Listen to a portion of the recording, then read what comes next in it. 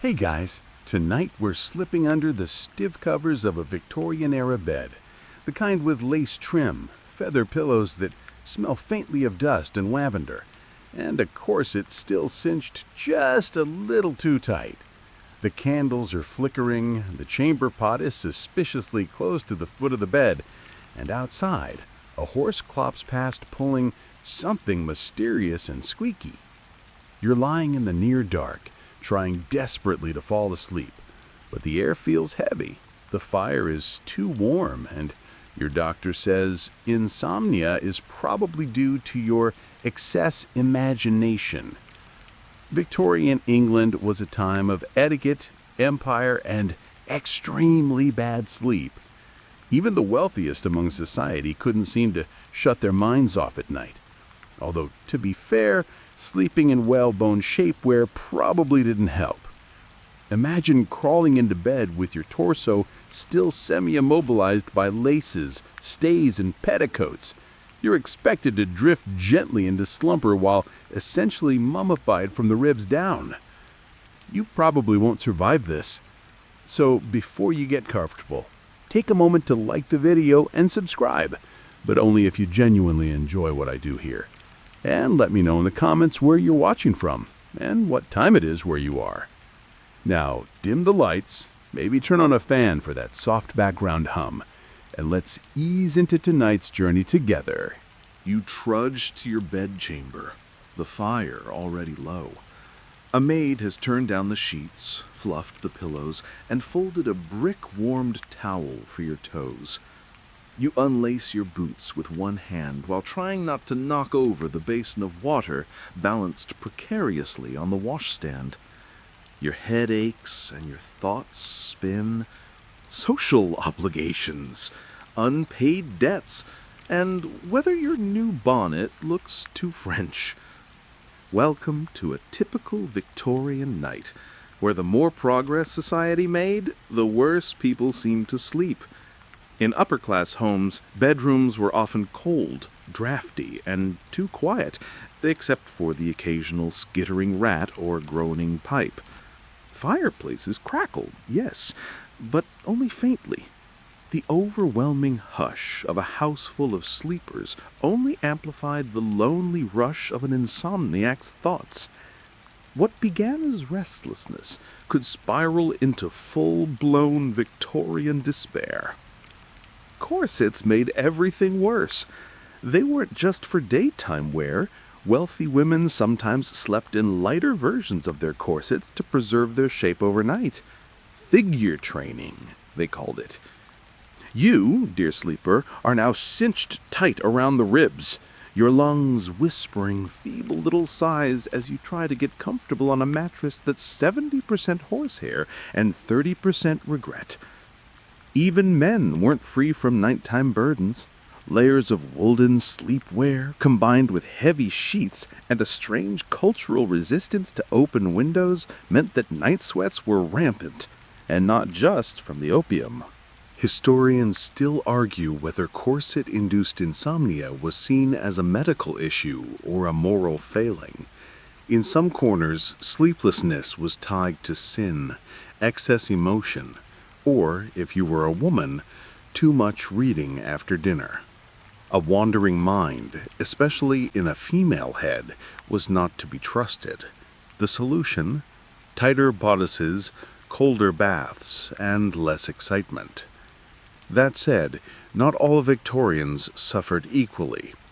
Wealthier individuals at least had goose-down duvets, while the working class often slept several to a bed, if they were lucky enough to have one.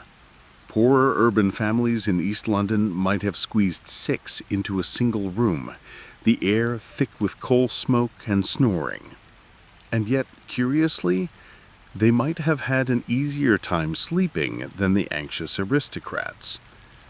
In your role tonight, you're somewhere in between, drowsy, dressed in layers, listening to the slow tick of your mahogany wall clock, trying not to think about whether the cheese you had at supper was too spicy.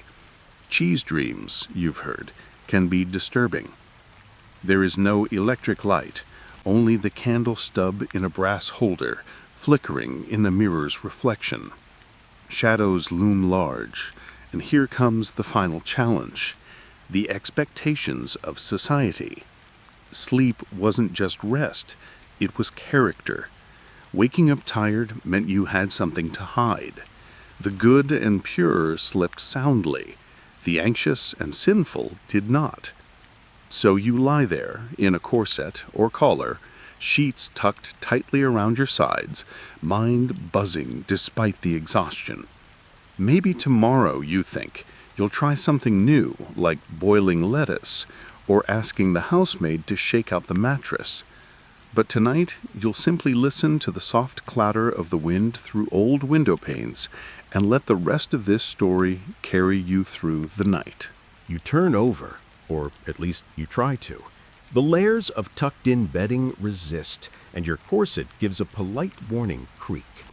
The embroidered pillowcase itches faintly against your cheek, and from somewhere downstairs, a grandfather clock lets out a slow, sonorous bong. Midnight. And still, you're awake. But not to worry. Tonight, someone in your household has come prepared. As you fidget beneath the quilts, the maid quietly enters your room, a shallow wooden bowl in her hands.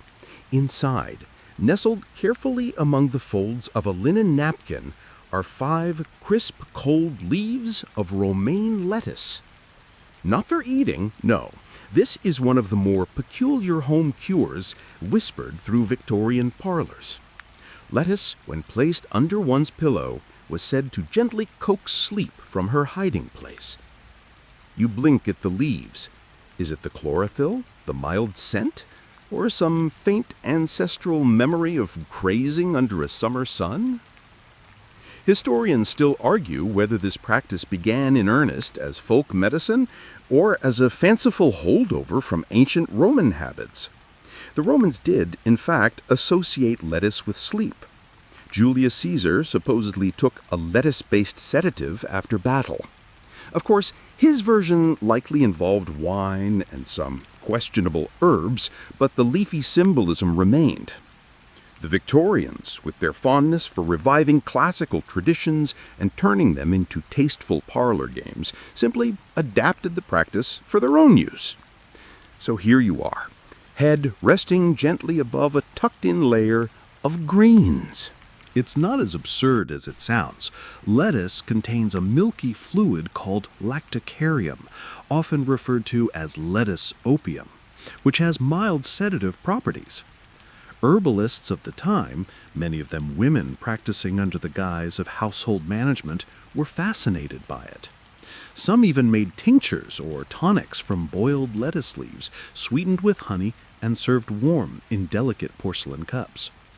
Of course, the lettuce under pillow approach was gentler, less confrontational, a passive cure, if you will. One could drift off peacefully, no spoon required. And if sleep did not come, well, at least your bed smelled faintly of salad. You try not to crush the leaves too much as you settle in. There's a certain dignity to this, lying rigidly atop your leafy sleep aid like a compliant sandwich filling. You remind yourself, some of the most powerful people in the empire probably did this too. Maybe Queen Victoria herself once nestled into bed with a romaine garnish beneath her royal cheek. She likely didn't, but imagining it helps. Then again, this is the same era where newspapers earnestly debated whether pickled onions could induce dreams of criminal behavior, and where the Lancet published discussions about the spiritual implications of frequent yawning. So really, a lettuce pillow seems downright reasonable. There were even variations. In one country house guide to hygienic sleep, the author recommended soaking lettuce leaves in rose water and placing them gently on the temples before bed. Others suggested drying the leaves, crushing them into powder, and sprinkling the dust onto pillowcases, though this often resulted in confused sneezing rather than serene unconsciousness. Still awake? Of course you are. But notice how the stillness is different now. You've gotten used to the rustling of the sheets, the cool softness of the fabric against your ankles, and the light vegetable scent drifting upward. A mouse scampers in the wall, a tiny percussionist in your chamber's nocturnal orchestra. You ignore it. You are lettuce-bound and determined to sleep. Across town, in another home, another soul lies awake. They've heard of the lettuce method too, but opted for a more flamboyant version. A lettuce wreath around the head, borrowed from ancient Greek sleep rituals. Their spouse, unimpressed, now sleeps in the guest room. These practices, as silly as they may sound, were rooted in a deep desperation. Sleep was elusive, and in an age before blue light filters, memory foam, or podcasts with whispering hosts, people clung to anything that promised even the faintest hope of rest. Whether that hope came from opium, boiled cabbage water, or a lovingly plucked head of cos lettuce, it didn't matter. The point was to try. And so you try. You breathe in through your nose, floral, faintly grassy, and out through your mouth, slow and steady. The candle flickers again. Your eyes begin to feel heavier now, or at least slightly less judgmental about your choices. Your fingers uncurl. Maybe this is working. Maybe the lettuce is whispering you towards slumber in a language too soft for you to hear. And just as you drift close to the edge, you hear it again. The clock. One chime. 1 a.m. But you don't mind so much anymore. After all, you've still got plenty of lettuce left. The night creeps on. You lie there, one eye half shut, your cheek gently pressed into the crisp edge of a lettuce leaf. And you wonder, what else did the Victorians do in the name of sleep? Surely the greens weren't the end of it. And you're right. For every person faithfully applying salad to their bedding, there was another boiling bitter roots, hanging sachets from bedposts, or knocking back something with a name like Dr. Crumblewick's Nocturnal Elixir. Victorian sleep remedies were nothing if not inventive and slightly unhinged. Take, for instance, the rise of herbal teas. Not your pleasant chamomile in a mug type, mind you. No, these were pungent brews of valerian root, hops, passion flower, and skullcap. Skullcap. You may not have heard of it, but in the Victorian age it was held as a tonic for nervous excitability, the sort caused by overexposure to telegrams or, heaven forbid, novels. You imagine yourself hunched over a steaming teacup, the scent strong enough to clear the wallpaper glue from your nostrils. You take a cautious sip. It tastes like something dug up during a gardening accident with a hint of shoe polish, but it's calming in a way. Not because it works, though it might, but because it's something to do. And doing, even if it's just fussing with leaves, gives shape to the sleepless hours. Historians still argue whether these nightly rituals were medicinal or merely psychological comfort. But that distinction might be irrelevant. After all, half the battle is simply believing that rest is possible. Some households even employed the services of soothing nurses, hired women whose primary job was to sit quietly by your bed and read in a low voice until you dozed off. Imagine that, your own human sleep playlist, murmuring pages of Longfellow or religious tracts, trained to pause just as your breathing deepens. If you woke again, she'd resume. Like a Victorian Alexa, but dressed in crepe and prone to offering you pickled beetroot. If you couldn't afford a soothing nurse, and you probably can't tonight, you might turn to one of the many pamphlets promising sleep in 7 minutes or less. These circulated through polite society like miracle diets today. One especially popular method, published in 1849, suggested lying perfectly still and imagining each of your limbs being buried in warm sand. The mind, it claimed, is a beast easily led if you promise it quiet. You try this now. Your feet heavy with imaginary grains, your elbows slowly sinking. Your hairline dotted with tiny crabs. No, wait, that's not right. Then there was the dubious but oddly persistent belief that reading about railroads helped induce sleep. Victorian newspapers regularly featured full columns of train timetables, dozens of rows of times, stations, delays, and connecting routes. People began to swear by these as sleep aids, not because they cared about rail travel, but because reading Leeds Dept 534, Huddersfield R619 100 times over was basically a direct line to unconsciousness. You don't have a timetable on hand, but you do have your imagination. So let's try the 3:45 from Paddington pulls out with a squeal. It stops at Slough, then Maidenhead. It smells of soot and boiled potatoes. You're wearing gloves, and everyone else is terribly polite. You fall asleep halfway to Reading. But of course, not every solution was so benign. The Victorians also flirted dangerously with opiates. Laudanum, a tincture of opium in alcohol, was widely prescribed for sleeplessness. Just a few drops would do it, they claimed. And indeed it often did, but it also brought addiction, hallucinations, and in some unfortunate cases, a sleep so deep one never quite woke from it. Still, little amber bottles remained popular, often kept beside the bed like today's lavender spray or herbal balm. You, wise listener, are steering clear of laudanum tonight. You prefer your lettuce and your train routes. You like knowing your dreams will be shaped by your own odd, quiet thoughts, not by pharmaceuticals sold under names like Widow's Tonic or chloroform syrup for the gentle soul. Outside your window, a breeze picks up. The curtain flutters slightly, and you imagine it's the nurse you couldn't afford, tucking you in from afar, a kindness passing through the dark. And just as your thoughts begin to fray at the edges, half dream, half memory, your mind lands on one last detail: Victorian slippers. Why? Who knows? But you're picturing them now, lined up by the hearth, all soft leather and crushed velvet, with tiny bows and fur trim. They look comfortable. Too comfortable to have belonged to someone as perpetually tense as your average Victorian. You let that image settle.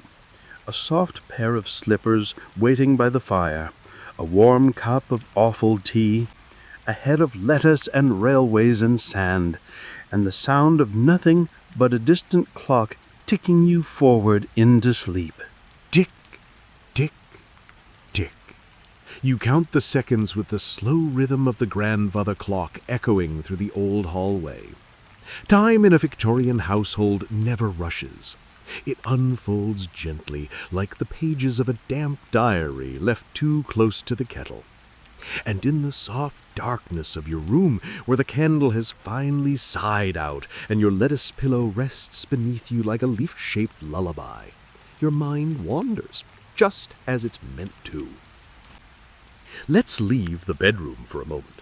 Not literally, remember, you're still tucked in. But let your thoughts drift down the staircase, past the portrait of some long-forgotten uncle with impressive whiskers, and into the parlor, where Victorian families often gathered to discuss the latest in nighttime well-being. Because, for the Victorians, sleep was not simply a bodily function, it was a moral obligation. Rest poorly, and you might be judged not just unhealthy, but weak of character. To lie awake was to risk spiritual unrest. And so sleep hygiene wasn't just personal, it was practically a household event. Enter the sleep chair. No, not a recliner. Picture instead an upright, spindle-backed monstrosity stuffed with horsehair and cloaked in chintz, supposedly ergonomically aligned for one's vertebrae. These chairs were positioned in front of the fire, intended to lull the body into fatigue through posture discipline and residual cold heat. If you nodded off in one, it was seen as proof you had earned your rest with moral fortitude. If you snored, well, perhaps the maid didn't wind the clock quite loud enough. Historians still argue whether these chairs were truly designed for sleep, or merely another way to shame people into stillness. Either way, they existed, and people used them, occasionally, for at least 5 minutes. But if a chair didn't suit you, and you'd already tried lettuce, valerian, and the heavy warmth of train schedules, there was always the food angle. Yes, the Victorians believed food timing could determine sleep quality. One popular cookbook warned against eating wet puddings after 6 p.m., as these were believed to induce overly vivid dreams. Instead, lighter broths were recommended, consommé if you were posh, or beef tea if you weren't. Beef tea, by the way, is not a euphemism. It is precisely what it sounds like: a boiled meat water beverage served warm and thin, like sipping from a cow's memories. Supposedly soothing, but more often associated with convalescent hospitals and the sad creaking of spoons in silence. And still, the ritual mattered. You imagine yourself now, sitting in that sleep chair, clutching a small porcelain cup of beef tea, your corset loosened just enough for mercy. The fire crackles, your toes, swaddled in woolen socks that itch nobly, begin to relax. Overhead, the gas lamps dim slightly, flickering in time with the gas pressure, a hiccup in the night. And someone in the house, maybe Aunt Philomena, begins softly reading from Moral Tales for Girls, a bedtime staple that encouraged sleep through gentle narratives of self-denial, thrift, and the quiet heroism of dusting. One story features a girl who refused cake for 6 months and was rewarded with restful sleep and a hand-stitched sampler. You almost admire her. Almost. You let your mind drift to the sounds of the house around you. A coal shifts in the grate, a floorboard sighs. Somewhere upstairs, water drips from a tap not quite turned off, though in Victorian terms it might be a hand pump or a questionable pipe installed by an enthusiastic cousin with access to the Times' latest home improvement pamphlet. Even the silence in a Victorian house is textured. It smells of beeswax polish, coal soot, and a hint of lavender sachets tucked into linen drawers. It hums with the memory of parlors and pianos, of stiff collars and slow, deliberate yawns hidden behind lace handkerchiefs. By now your mind has let go of the clock's ticking. You're swaying a little, not in your body, but in your thoughts. They drift like a candle's smoke across wallpaper. This is what the Victorians hoped for with all their lettuce and lectures, a gentle descent into rest, like slipping into a warm bath made of thoughts. And just before you'd tumble into dreams, another oddity surfaces: nightcaps. Not the beverage, though we'll get to that, but the actual garment. The long, sloppy hat tied under the chin, immortalized in Christmas illustrations and cartoons. In the Victorian world, it served a practical purpose, to keep one's head warm in the drafted bedrooms of underheated townhouses. But it also became a fashion statement of sorts. Men's nightcaps were often modest, but women's were laced, embroidered, and sometimes even color-coordinated with nightgowns. Entire catalogs were dedicated to the dignified art of bedtime accessorizing. You see yourself now, head topped with a soft triangle of linen and bows, lettuce beneath the pillow, slippers beside the bed, and just the faintest scent of beef tea clinging to the air like a dream you haven't had yet. Sleep still hasn't quite arrived, but it's not far. It's just on the other side of the wardrobe. You stir beneath the covers, not because you're awake. Oh no, you're deep in the kind of almost sleep where the edges of thoughts go fuzzy. But because your mind is still gently tiptoeing through the cobwebbed corridors of Victorian sleep habits. It lingers now on something especially peculiar, even by 19th century standards, the curious invention of bedtime tonics. You see, the Victorians loved a tonic. They adored the very idea of something bottled, amber-colored, and vaguely medicinal. If it fizzed, even better. These sleep tonics promised rest with the flair of an opera poster, soothing elixirs for gentle slumber, and were often sold by traveling salesmen with enviable mustaches and questionable credentials. One particularly popular brand claimed its formula was derived from ancient Egyptian recipes, because of course it was. This particular tonic included ingredients like orange blossom water, camphor, tincture of poppy, and, here's the kicker, a splash of fortified port wine. A soothing blend, they said, though realistically it was more like mild intoxication with floral notes. You imagine taking a sip. It's sweet, but oddly medicinal. It tingles at the back of your throat and makes your ears warm. You don't feel sleepy yet, but you suddenly understand why Victorians spent so much time lying very still and talking slowly.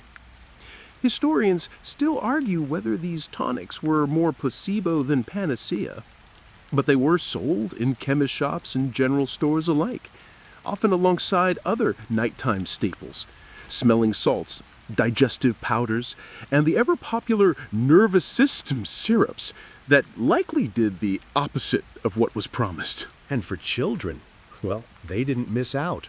There were sleep drops especially for babies, yes, babies, which occasionally contained doses of opium. Soothing syrups designed to quiet a teething child often guaranteed a full night's rest, sometimes for the entire family. Even the baby, who would wake up roughly 2 days later with a curious fondness for wallpaper patterns. But not all tonics came in bottles. Some were auditory. Picture the scene. It's 1893. A new invention is sweeping the upper middle class parlors, the Edison phonograph. And what are some families doing with it? That's right, they're playing wax cylinder recordings of lullabies or bedtime recitations. In one bizarre case, a father recorded himself reading Pilgrim's Progress in a gentle monotone so his children could fall asleep to the sound of his voice while he was away on business. You lie there now, imagining a scratchy phonograph winding down beside your bed. The voice is faint, a little tinny. It talks about virtue and eternal reward in language so old-fashioned it practically tucks you in. There's a mechanical hum underneath it, like a sleepy bumblebee, or maybe your stomach reacting to the beef tea. Meanwhile, if you were less technologically inclined, and let's face it, most Victorians were, you could resort to the time-tested method of ritualized pacing. This involved slowly walking the perimeter of your bedroom in dim lighting, hands behind your back, until the repetition lulled you into either boredom or exhaustion. It was a method borrowed from monastic life, though most monks weren't dodging chamber pots or avoiding shag carpeting. Still, it had its merits. Steady movement, breath control, and a nice view of your flocked wallpaper. You try it now, in your mind. Step, turn, step, turn. The window glints. The floor creaks under your imagined slippers. A moth bounces once against the candle glass. The rhythm is hypnotic, is the kind of pacing that suggests deep thought, but really just signals a lack of decent mattress springs. And then, of course, there's the weather factor. Victorian wisdom dictated that you couldn't sleep well unless you had aired the room thoroughly. Windows were thrown open at dusk, even in winter, to let in what was considered healthy night air. Never mind the soot, the smoke, or the smell of a neighbor's roast mutton wafting in. It was the chill that mattered. Cold, bracing air, meant to shock the mind into serenity.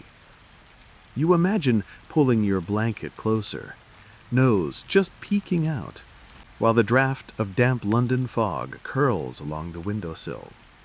Your breath steams slightly in the air. Somewhere down the alley, a cart rumbles over cobblestones. The cat sneezes. The window stays open. It is, after all, good for you. One final thought comes drifting in before sleep arrives again. The mystery of the bed curtains. These weren't just for privacy or romance. They served as a kind of sleep cocoon, keeping warmth in and ghosts, presumably, out. Heavy velvet, tied with tasseled cords, turned beds into small, upholstered caves. You imagine drawing them closed now. The room dimming from dusky to pitch black. All sound muffles. You are sealed in, swaddled like a particularly fashionable burrito. No draft, no light, no excuses. The curtains sway slightly as your breathing deepens. You're not quite sure if it was the tonic, or the pacing, or just the mental image of a father whispering Pilgrim's Progress into a phonograph horn. But something in you begins to yield. The thoughts get slower. The pillow gets softer. The next dream might just involve camphor, or a walk around the perimeter of an overly curtained room. You don't resist. You drift. Outside your window, at least in your Victorian imagination, the fog rolls over the rooftops like a slow tide. It carries with it the echo of hoofbeats, the hiss of lamplighters doing their last rounds, and somewhere the clink of teacups being put away for the night. Inside, wrapped in a quilt stitched with suspiciously stern embroidery, you're about to explore another strange chapter in the history of Victorian sleep. The sacred ritual of sleepwear. Not pajamas. No, that word doesn't even catch on in Britain until well into the 20th century. In your current timeline, you're dressing for bed in a garment called a nightshirt. Long, voluminous, and unfathomably white. It's the spiritual cousin of a ghost costume, only more starched. And if you're fashionable, there's embroidery at the cuffs and a monogram over your heart. Because why wouldn't you want your initials displayed while unconscious? If you're a woman, you might be cinched in lace, ruffled like a walking marag. Some even wore ribbons, pink or blue, to match their bedroom wallpaper, which in itself is probably trying to kill you slowly via arsenic dye, but that's a story for another night. Sleepwear was more than comfort. It was a reflection of one's social station. Servants had practical flannel. The gentry had cotton imported from India. And if you were very lucky, or simply wealthy enough to ignore practicality, you might be sleeping in a Chinese silk gown, hand-painted with cranes, which crinkled faintly every time you turned. Historians still argue whether nightclothes were intended to be seen only by the wearer and their pillows, or whether they played a part in those semi-public bedtime moments, say a sickroom visit, or the social event of retiring at a house party, where people exchanged pleasantries in nightclothes with full ceremony. Imagine making small talk while dressed like a fancy ghost. You lie there now, in your imagined white cotton shift, buttons slightly askew, the hem just brushing your ankles. There's a comfort in how much fabric there is. It's like being tucked in twice. You roll gently to one side and hear it whisper against the sheets, a lullaby made of thread. Now let's talk about sleeping arrangements. Not everyone had the luxury of sleeping alone, or wanted to. In many middle-class homes, it was common for siblings to share a bed. Even adults might bunk together during travel. Hotels? Often just big rooms with several strangers and a curtain or two for modesty. Cozy if you ignore the snoring. But in your Victorian fantasy household, let's say you have your own room. Or at least you think it's yours, because someone may come and go. Maids turning down the covers, or bringing up a hot brick wrapped in flannel to warm your toes. That's the original bed warmer. A brick, heated by the fire, carried up in thick gloves, and slid carefully into your sheets before you arrive. No scalds, hopefully. Just a glowing rectangle of mercy in the icy bed. You settle your feet against it in your mind. It's still warm. Slightly metallic. Oddly comforting. But sleep itself wasn't always a single uninterrupted affair. Here comes a strange truth. Many Victorians didn't sleep in one long stretch. They often had a first sleep and a second sleep separated by a quiet period around midnight. During this hour or two, people might get up, read, write letters, pray, snack, or, rather thrillingly, simply lie in bed and think. You imagine this liminal time, half asleep, half aware, cocooned in darkness and linen. The fire has died down. The streets are still. You light a candle, carefully, and turn to a book, The Art of Household Management, or maybe Leaves of Grass, if you're feeling poetic. You nibble a biscuit, you pull the covers back over your knees. The world doesn't expect anything of you. Not yet. And here's the curious thing. This intermission wasn't seen as insomnia. It was just how sleep worked. Some scholars suggest our bodies naturally followed this rhythm. Others insist it was simply a byproduct of uneven lighting and rigid domestic schedules. But for the Victorians, it was normal to sleep twice, and gently too. No tossing, no screens, no doom scrolling, unless you count reading about potato blight in the Penny Illustrated. You now lie back, imagining your second sleep on the horizon. Your mind has gone soft at the edges again. But before the curtain falls completely, we must acknowledge the nightcap beverage. Yes, it's finally time for that famous word to mean what it usually does. A small warming drink before bed. For some, it was sherry. For others, hot milk with nutmeg. And for the daring, or just the chilled, it might be mulled ale with egg yolk whisked in. Don't think too hard about that one. You cradle your imagined cup. It steams. It smells faintly of cloves. You sip slowly, and the warmth spreads through you like candlelight through stained glass. Your limbs relax.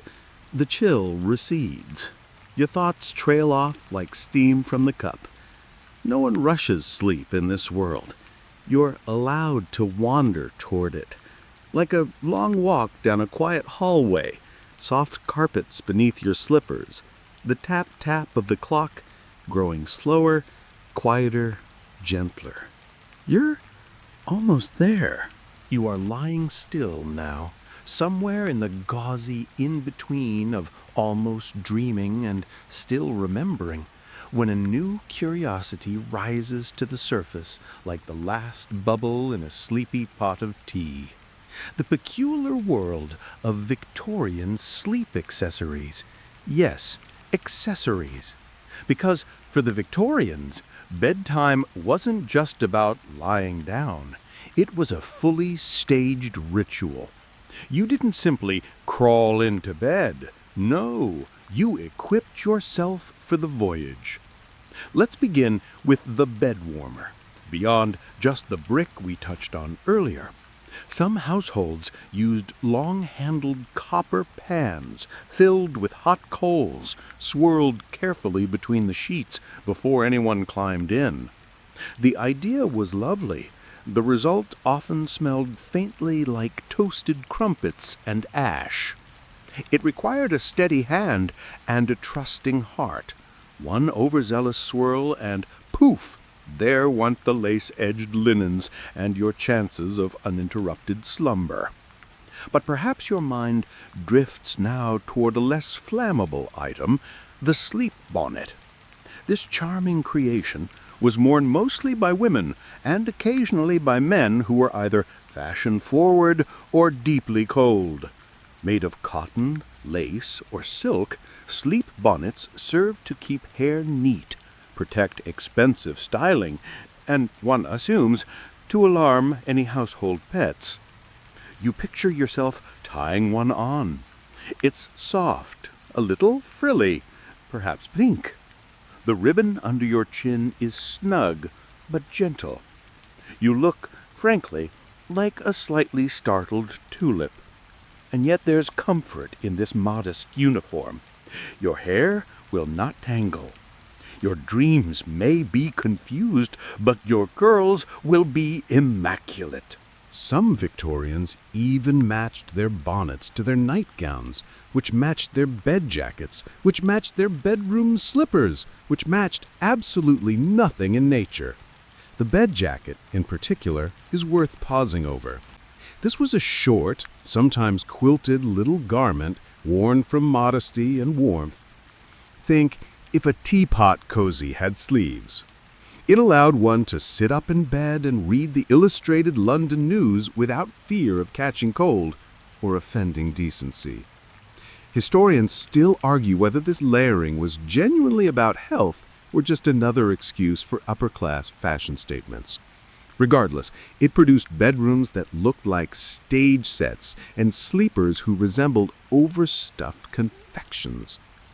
Of course, not every accessory was wearable. Many Victorians swore by the use of lavender sachets tucked under pillows or sewn into mattress seams. Lavender, they believed, could soothe the nerves, clear the mind, and perhaps ward off moths and melancholy. You imagine the scent now, soft, floral, with the faintest whiff of old wood and distant rain. It wraps around your thoughts like the first notes of a lullaby. And then there were the soundproofing methods for those who lived near factories, horses, or enthusiastic neighbors. These included hanging thick velvet drapes, installing draft stops under doors, and, for the acoustically sensitive, the use of ear trumpet muffs. These were part earmuff, part gadget, designed to gently muffle the world. Think of them as noise-canceling headphones made of wool, leather, and hope. You lie there now, imaginary earmuffs in place. The sounds of the city fade. The rattle of carts soften. Even the phantom cough of the housemaid on the stairs is distant, like a memory dissolving in fog. Let's not forget the nightstand, or, as they sometimes called it, the bedside table. Upon it, a small oil lamp, a ceramic water jug and basin, a well-thumbed copy of Pilgrim's Progress, a tin of peppermint lozenges, and, if you were particularly blessed, a porcelain chamber pot tucked discreetly below. Yes, even in elegance, practicality had its place. Your fingers drift across the imagined surface. The wood is polished, slightly worn at the corners. You pick up the book, then set it down again. You're too sleepy to read. You sip once from the water jug.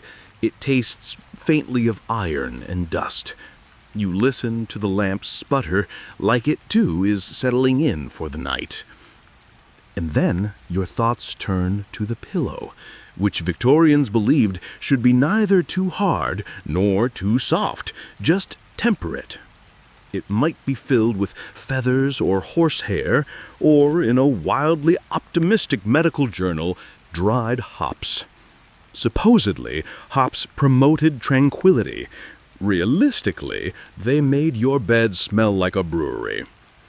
Still, you imagine the pillow now. It cradles your head like an old friend. The fabric is cool, the scent subtle. You shift slightly, the bed creaks like a whisper, and you sink a little deeper. Some households kept a Bible or devotional book on the nightstand, too. Others favored volumes of poetry, or, for the scientifically inclined, slim pamphlets on dream interpretation. Did you dream of running downstairs? Of teeth falling out? Of flying over moors in your chemise? Someone, somewhere, had written a theory about it. Dreams mattered. They were thought to reflect the soul's health. Some believed they carried messages.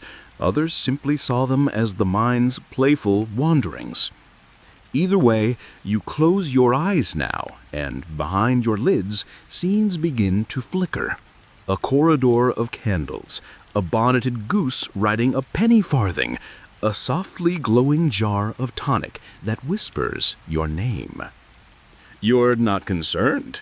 You're accessorized for slumber, armored in cotton, perfumed with lavender, cradled by the past.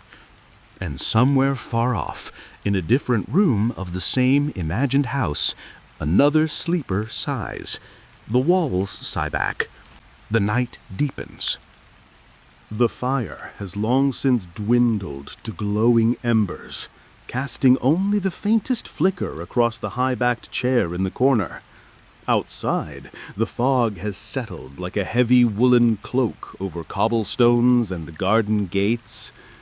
Inside, wrapped in the rich tapestry of layered night clothes, you're drifting deeper into the world of Victorian bedroom architecture and bed design. Because, of course, even the bed itself had a flair for drama. Let's start with the bed frame. No minimalism here. No sleek pine, no understated Scandinavian chic. Your Victorian bed is a monument, a hulking beast of carved mahogany or walnut, with twisted posts, elaborate finials, and enough weight to anchor a schooner. The headboard towers above you like a cathedral wall, and if you listen closely, you can almost hear it creak under the weight of too many bedtime prayers and tightly buttoned regrets. The mattress, too, is no small affair. Feather-stuffed, perhaps, luxurious, yes, but prone to mysterious lumpy territories that migrate in the night. Or horsehair for the hearty sleeper who enjoys a bit of spring and occasional crunch. Coil springs were on the rise during the Victorian era, but don't get too excited. They squeaked like gossiping grandmothers and rusted faster than you could say linseed oil. You shift on this imaginary mattress. One side is higher than the other. The sheets are so tightly tucked they could double as a drum. You make a valiant effort to wriggle in, and when you do, the sheets whisper their disapproval. Victorian beds didn't invite sleep, they commanded it. Above you, a canopy, often made of rich fabric, velvet, damask, or lace. It served both as decoration and a practical dust catcher. In colder homes, the canopy helped trap warmth. In wealthier ones, it signaled opulence, privacy, and an admirable disregard for minimalism. Historians still argue whether the popularity of heavy bed drapery was more about warmth or about class performance. After all, nothing says, "I have arrived," like a ceiling in your bed. And yet, not all beds were so grand. Many Victorians, especially in rural or working-class households, slept on much humbler setups. Straw mattresses, called palliasse, were common. These required regular fluffing and complete refilling every few months, lest they compress into what one Victorian pamphlet bluntly called the weight and comfort of a paving stone. Charming. You picture such a bed now. A simple wooden frame, perhaps rope-strung, yes, hence the saying, sleep tight, with a palliasse sagging ever so slightly in the middle.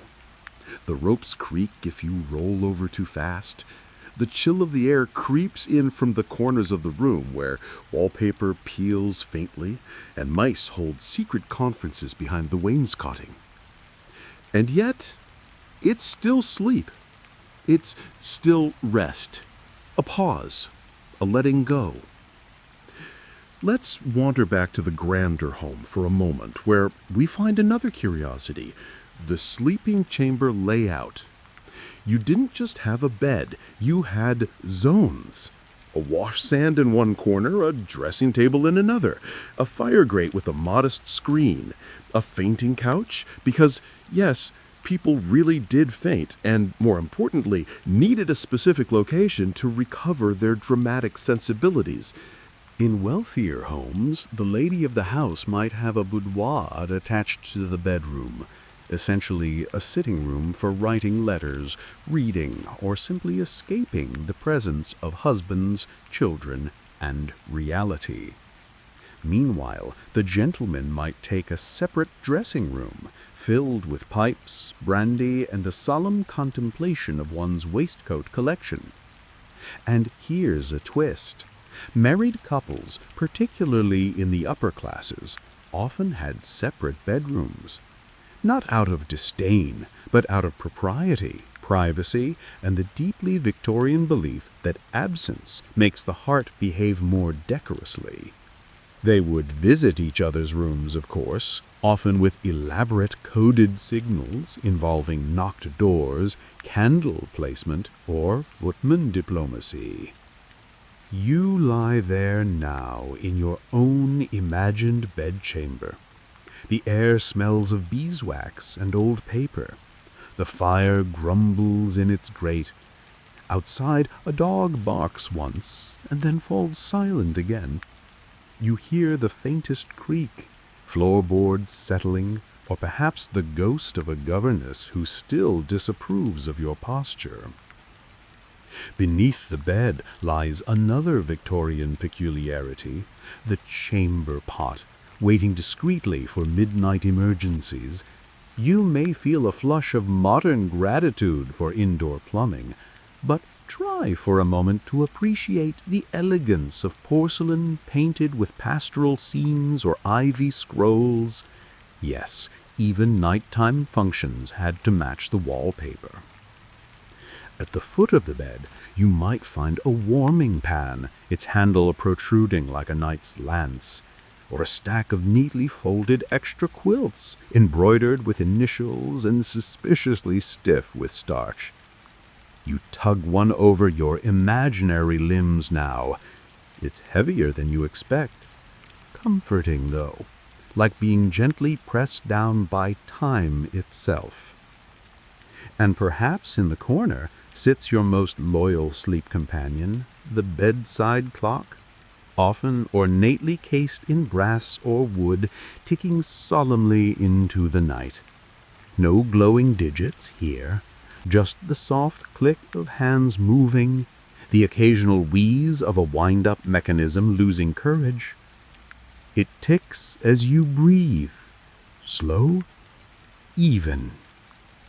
Time folds over you like a second blanket, and as you begin to fade again, still nestled in your imagined fortress of mahogany and flannel, you realize this bed, absurd as it might be, knows something about sleep that the modern world sometimes forgets. That rest can be ritual, and stillness can be ornate. You stir gently beneath the weight of imaginary quilts, the muffled ticking of the ornate clock syncing perfectly with your slowing breath. But even now, your thoughts wander, nudged gently by curiosity. What did Victorians actually do before bed? The modern ritual might involve brushing your teeth with LED-lit toothbrushes, doom scrolling under soft blankets, or binge-watching a true crime documentary until your nervous system decides to take a nap out of self-defense. But the Victorians had their own elaborate menu of pre-sleep rituals, each more charming or peculiar than the last. To begin, there was the nightly wash. Now, before you picture steamy showers and cucumber-scented body wash, let's recalibrate. A typical Victorian bedtime cleanse involved a pitcher of lukewarm water, a porcelain basin, and a rather skeptical sponge.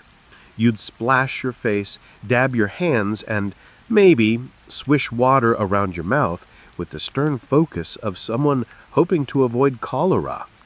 Did it remove every trace of coal smoke and mutton grease from the day?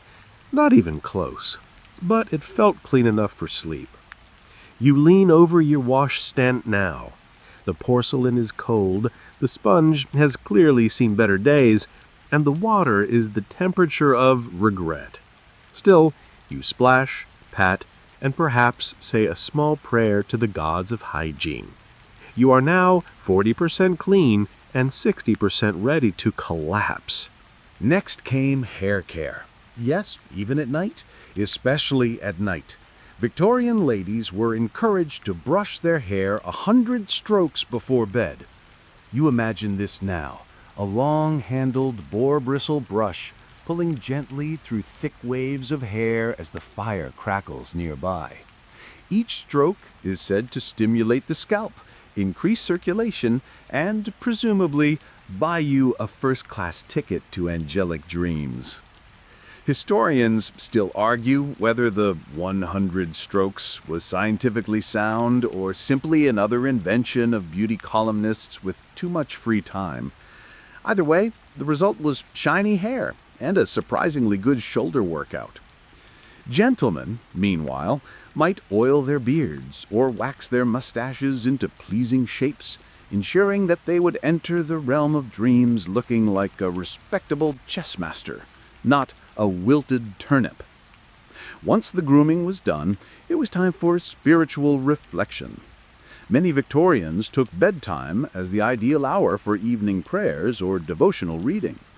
You might kneel on a small embroidered cushion and murmur thanks, regrets, and the occasional request for your neighbor's goose to stop honking at dawn. Some families prayed together before dispersing to their separate chambers. Others preferred quiet moments alone, whispering into the candlelight. And while religion was a common part of these rituals, it wasn't universal.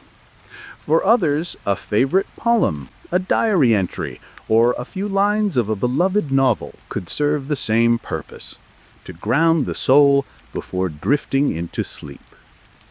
You now picture yourself opening a small leather-bound book. The pages are soft from use, corners curled like old leaves. You read aloud not to memorize, but to soothe. The words settle like dust in a sunbeam. Then warmth, always warmth. You would don your final layers, perhaps add a second pair of socks or slip a bedstone wrapped in cloth between the sheets. This was a thick slab of heated ceramic or soapstone designed to radiate warmth for hours. The Victorian version of a hot water bottle, minus the rubber, and plus about 5 pounds. Sliding into bed, you'd finally reach for one of the most iconic features of the era, the candle snuffer, a dainty metal cone on a handle designed to extinguish the flame of your bedside candle without the drama of blowing it out like a birthday wish. You reach for yours now. It gleams slightly in the glow. You lower it slowly over the flickering flame. A soft hiss, a curl of smoke, darkness.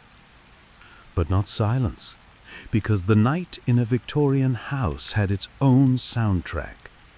You might hear the distant hooves of a carriage on cobblestones, the groan of floorboards as someone sneaks back from the kitchen with a secret biscuit, the faint tick of the hall clock, perhaps a gust of wind rattling the sash windows, or the mournful hoot of an owl with a flair for the dramatic. You lie still and listen. Every sound is softened, wrapped in fabric and fog. You are no longer fully awake, not quite dreaming, suspended. Some believed it was best to enter sleep with a calm mind. Others swore by solving a small riddle or reciting multiplication tables to distract themselves from anxious thoughts. Still others relied on light reading, nothing too thrilling. Think a concise guide to British beetles or the proper folding of linens. And yes, there were those who drank a nightcap, a small glass of port perhaps, or warm milk with nutmeg, a favorite among delicate sleepers. One popular recipe involved mixing milk, cinnamon, and just a whisper of sherry, because even modest dreams benefit from a touch of decadence. You imagine sipping now. The milk is warm, the spices faintly ticklish in your nose. The cup clinks gently as you set it down. There is nothing left to do but drift. Your eyes begin to flutter shut. The bedding nestles you like a soft cocoon, and somewhere between the 87th hairbrush stroke and the last echoes of your whispered poem, you begin to let go. You've done everything right. You are properly bathed, brushed, blessed, and bundled. Now sleep, as it did for so many Victorians, arrives not as a crash, but as a gentle curtsy. The fire is a faint glow now, just barely pulsing in its grate, like the last sleepy heartbeat of the day. Shadows no longer dance, they simply exist, slumped against wallpaper and velvet curtains, like tired guests who overstayed their welcome. And here you are, warm, still, and deeply curious, because while your eyes may be half-lidded, your imagination is quietly nosing around in the most peculiar places. Specifically, Victorian sleepwear. You're probably picturing the classic look. Ankle-length nightgowns with ruffled collars and an almost evangelical dedication to buttons. And yes, you'd be absolutely right. But as with everything else in Victorian life, bedtime fashion was layered, literal, and just a touch ridiculous.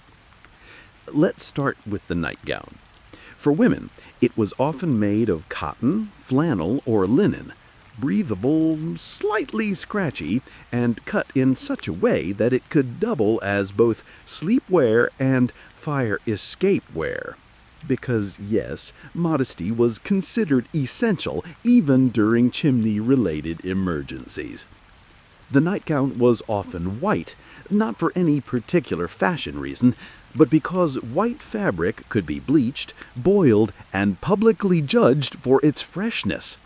Ruffles, pin tucks, and lace were added for a bit of flair, though not so much as to encourage flirtation.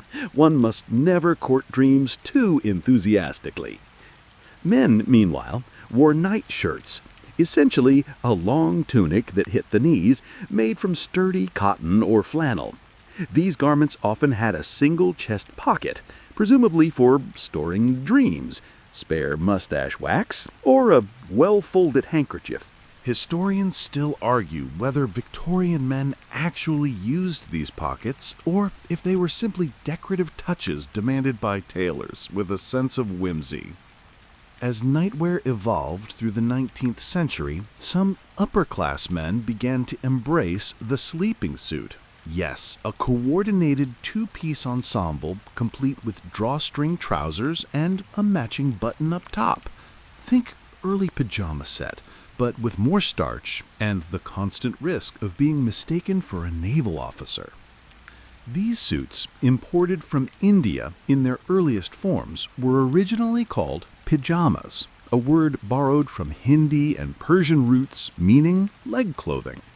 As Britain's colonial reach extended, so too did the variety of garments it adopted, and the sleepwear world became a little more cosmopolitan. Back in your imaginary room, you shuffle in your sleepwear.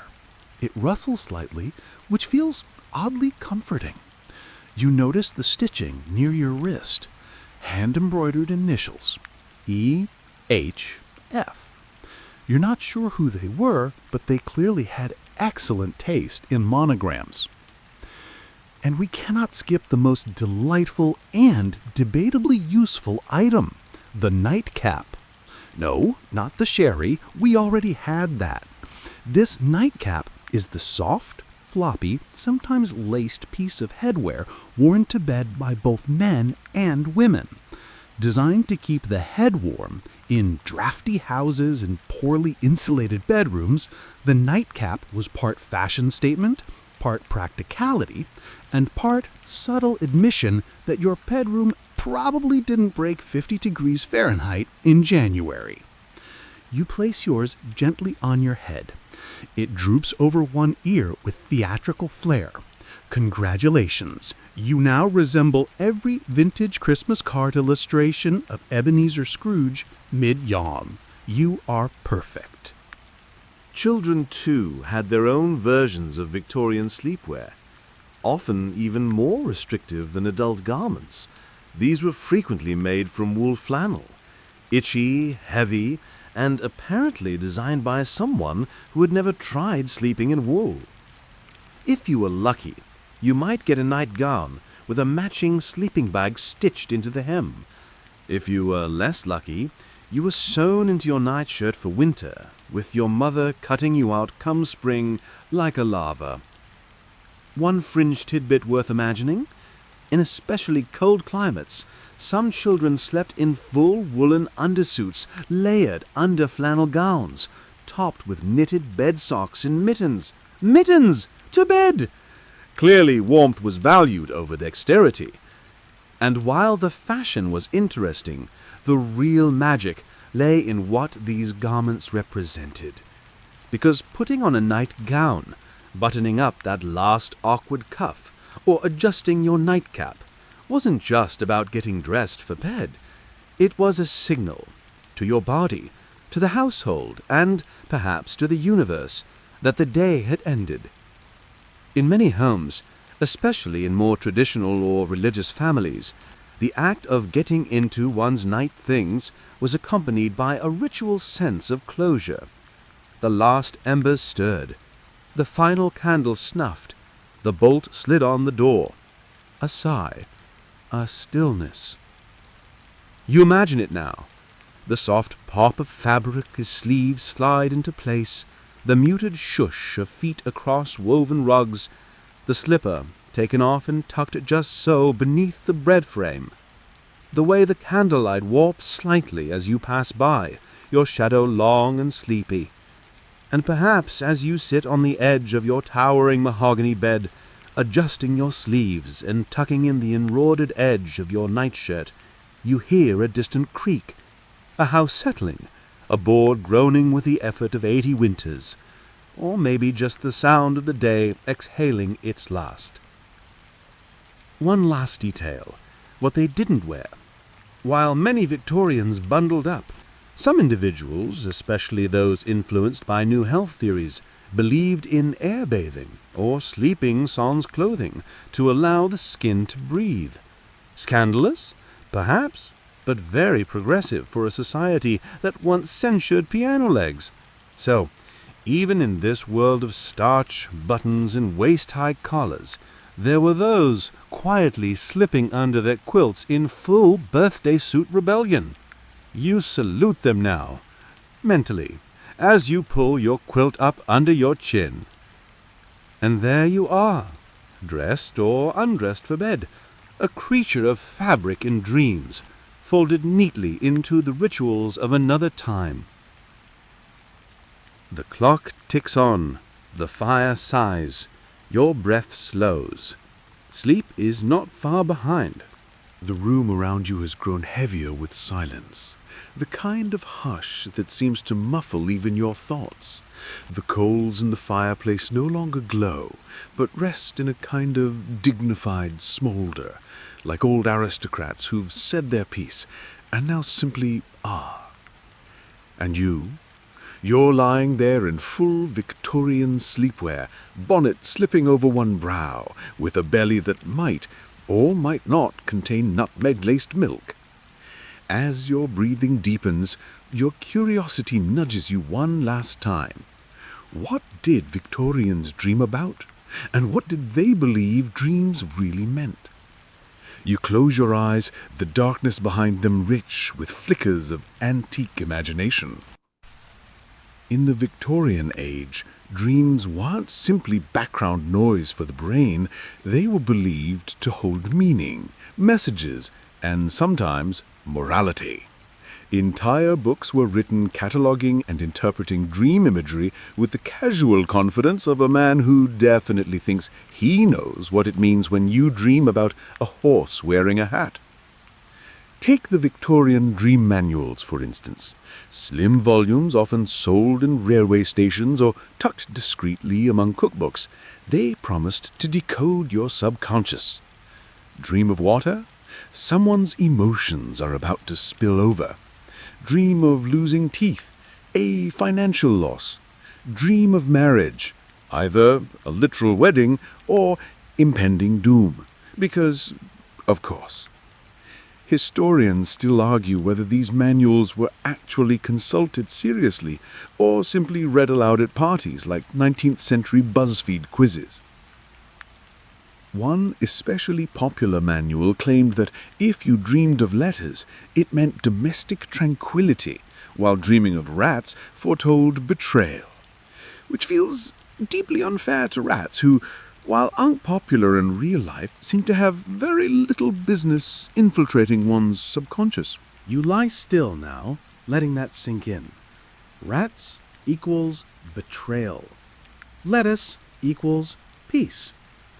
Who knew your produce drawer was a barometer for Victorian morality? But dreams didn't just serve as parlor games. For many Victorians, especially those inclined toward spiritualism and mysticism, dreams were seen as portals, thin spaces where the spirit world brushed lightly against your own. You might, in a dream, receive a message from a deceased loved one, or find yourself transported to a foreign land, led by a guide with improbable cheekbones. These weren't just stories. They were often written down in personal dream journals, shared with mediums, or brought to physicians as symptoms of the soul's unrest. There was even a brief vogue in the 1870s for dream parlors, where you'd sip herb-infused teas designed to promote lucid communion, then lie back on a chaise while someone, usually in velvet, asks you calming questions like, "Have you ever dreamed of a bridge made of spoons?" If this sounds a bit much, consider this. Dreams were one of the few areas in which Victorian women were allowed authority. Dream interpretation, dream journaling, and the hosting of sleep circles often fell to women, who were believed to be more attuned to the emotional and spiritual layers of dreaming. Whether that was sincere or merely a loophole for feminine autonomy, you may never know. But it does mean that dreams, for many, became both a personal escape and a quiet rebellion. You turn now beneath your layers of quilts. The pillow smells faintly of lavender and starch. The weight of your blanket is reassuring, like being hugged by a particularly polite sheepdog. Imagine your own Victorian dream. You're floating over moorlands, maybe. The fog rolls in, thick and silver. A lady in a bonnet offers you a perfectly peeled apple. You take it, but it turns to lace in your hand. A steam train whirs by, its whistle shaped like a cathedral bell. Does it mean anything? Who's to say? Freud wouldn't publish The Interpretation of Dreams until 1899, but some proto-psychoanalysts were already circling the idea that dreams could reflect suppressed desires.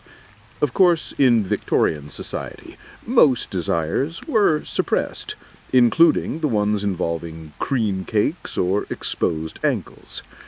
Still, there were those who swore they'd predicted their own futures in dreams. Encounters with future spouses, glimpses of travel, or even premonitions of disasters. One woman claimed to have dreamed of a chandelier falling just days before the actual event. Whether she moved out or simply ducked faster next time was never recorded. And of course, not all dreams were beautiful or ominous. Some were, quite plainly, nonsense. Flying teacups, talking dogs, the queen visiting your garden party and refusing to sit because the croquet balls weren't symmetrical. Even the Victorians had nonsense dreams. They just insisted on assigning them elaborate symbolic meanings. You smile now in your sleep, because somewhere in your own night-drifting mind, a small dog in a waistcoat is lecturing you on the perils of overcooked asparagus. You're nodding earnestly. Of course, dreams were also deeply influenced by what you ate. Rich food, many believed, led to troubling dreams. One health manual from 1873 insisted that a cut of pork or hard cheese at supper is sufficient to produce devilish visions. Another advised a small spoonful of honey and warm barley water for dreams as serene as a spring brook. So if you're dreaming of paper swans, tap dancing in a cathedral, perhaps blame that suspicious wedge of blue cheese you imagined earlier. Just a thought. And in case you were wondering, yes, people did record these dreams. Victorian dream journals were often leather-bound, secretive, and written in looping cursive, with occasional smudges where someone fell asleep mid-sentence. You too might have one now, tucked under your feather pillow, a place to capture last night's wanderings before the morning fog rolls in and steals them away. You lie there, the fire now only ashes, the air still and perfectly balanced. Sleep, once an act, is now a landscape, and in it dreams bloom, strange, beautiful, nonsensical, and deeply Victorian. You stir slightly beneath the covers, half dreaming, half aware, the way one floats just before slipping under entirely. A draft whispers across your cheek, cool, faintly metallic, as though it passed through the bristles of a coal brush before finding you. You pull the quilt higher and settle in deeper. And as you drift, your mind turns to something rather curious: the architecture of Victorian bedrooms. Because the rooms themselves, their shape, layout, decoration, were as much a part of sleep as the nightcap on your head or the warm milk in your stomach. Let's begin with the most fundamental truth of Victorian bedrooms. They were not typically private, at least not in the way modern sleepers might hope. Bedrooms were shared by siblings, by servants, by spouses, sometimes reluctantly. Even the wealthier families, with their spare guest rooms and trunks full of hand-warmed slippers, often packed several children into a single room. Historians still argue whether this shared space promoted familial bonding or simply advanced the art of passive-aggressive snoring. In the homes of the middle class, a typical Victorian bedroom was modest in size, often featuring a fireplace, though rarely used, and a window that looked charming but opened with great resistance. The wallpaper, the wallpaper was the pride of the room, swirling damasks, dense florals, or faux wood grain patterns. Sometimes, unfortunately, it was also toxic. Yes, that's not a metaphor. Many Victorian wallpapers were dyed with arsenic-based pigments, particularly those lovely green ones, like Shields green or Paris green. People loved the way the colors popped. They just didn't realize they were slowly poisoning themselves. There's your quirky tidbit for tonight. You imagine it now, lying beneath your quilts in a neatly papered room with vines curling up the walls. Beautiful, vibrant, and quietly homicidal, but very fashionable. Beds, naturally, were the focal point. The Victorian bed was often a four-poster affair, or at the very least had a headboard of some consequence. Made from dark, heavy woods like mahogany or walnut, they sat high off the ground. So high, in fact, that you might need a step stool to climb in, which you do now with all the elegance of a sleepy goat. Underneath that bed, likely a chamber pot, a few unmatched slippers, maybe a forgotten doll with one glass eye staring eternally at the dust bunnies. It's not creepy, it's character building. Above the bed, you might find a canopy or even a half-tester, a kind of short decorative roof that projected from the wall and hovered above your pillows like a very polite wooden cloud, ostensibly to keep out drafts, or ghosts, possibly both. And here's a fun footnote. Some wealthier Victorians placed a bell pull near the bed, a tasseled cord you could tug to summon a servant from the depths of the household. You reach for one now, just for fun, and imagine someone downstairs sighing deeply as your request for slightly warmer socks rings out through the dumbwaiter shaft. Lighting in the bedroom was, at best, gentle. Gaslight was still a bit risky and odoriferous, so most households relied on candles or oil lamps. Their glow was soft, flickering, and incredibly flattering, perfect for anyone wanting to look vaguely angelic while contemplating the mysteries of flannel nightwear. Curtains were thick, heavy, often velvet-lined and floor draping, meant to block out not just light, but the outside world altogether. Tied back with tasseled cords during the day, they would be drawn at night with a ceremonious swoosh, sealing the room into a kind of plush cocoon. And then there was the washstand. In homes without running water, and there were many, it was your personal hygiene headquarters. A porcelain basin, a pitcher of cold water, a cake of harsh soap, and maybe, if you were lucky, a towel that didn't feel like sandpaper. You'd stand there in the morning, breath fogging the mirror, rubbing your cheeks with water that could wake the dead. Which brings us, gently, to mirrors. Victorian bedrooms often featured a modest mirror, either mounted above the washstand or resting on a vanity. Not too large, mind you, just enough to catch your reflection, or, as some spiritualists believed, for a ghost to peer through from the other side. There was even a custom, among the more superstitious, of covering mirrors at night, lest a dreamer's soul become trapped inside. You glance toward your own now, imagining it draped in a linen cloth, tucked in for sleep like a quiet roommate. And finally, perhaps the most overlooked but deeply important feature of a Victorian bedroom, the draft-excluder. A humble roll of fabric, weighted and stitched, placed along the bottom of a door to keep the cold air out. It looked like a snake, felt like a damp sausage, and was often handmade from old stockings or curtains. You nudge yours into place with your foot now, sealing in the warmth, the silence, the stillness. So there you lie, surrounded by a carefully curated chaos of architecture and ornament. The wallpaper hums softly. The bed creaks once thoughtfully. The curtain flutters slightly in a breeze that doesn't quite exist. You're a guest in another century, a quiet observer in a room filled with intentional comfort and accidental peril. And yet you're safe, warm, tucked in tighter than a telegram in a brass envelope. Outside your imagined window, the city dozes. Horse hooves click on distant cobblestones. A milkman rattles bottles onto a stoop.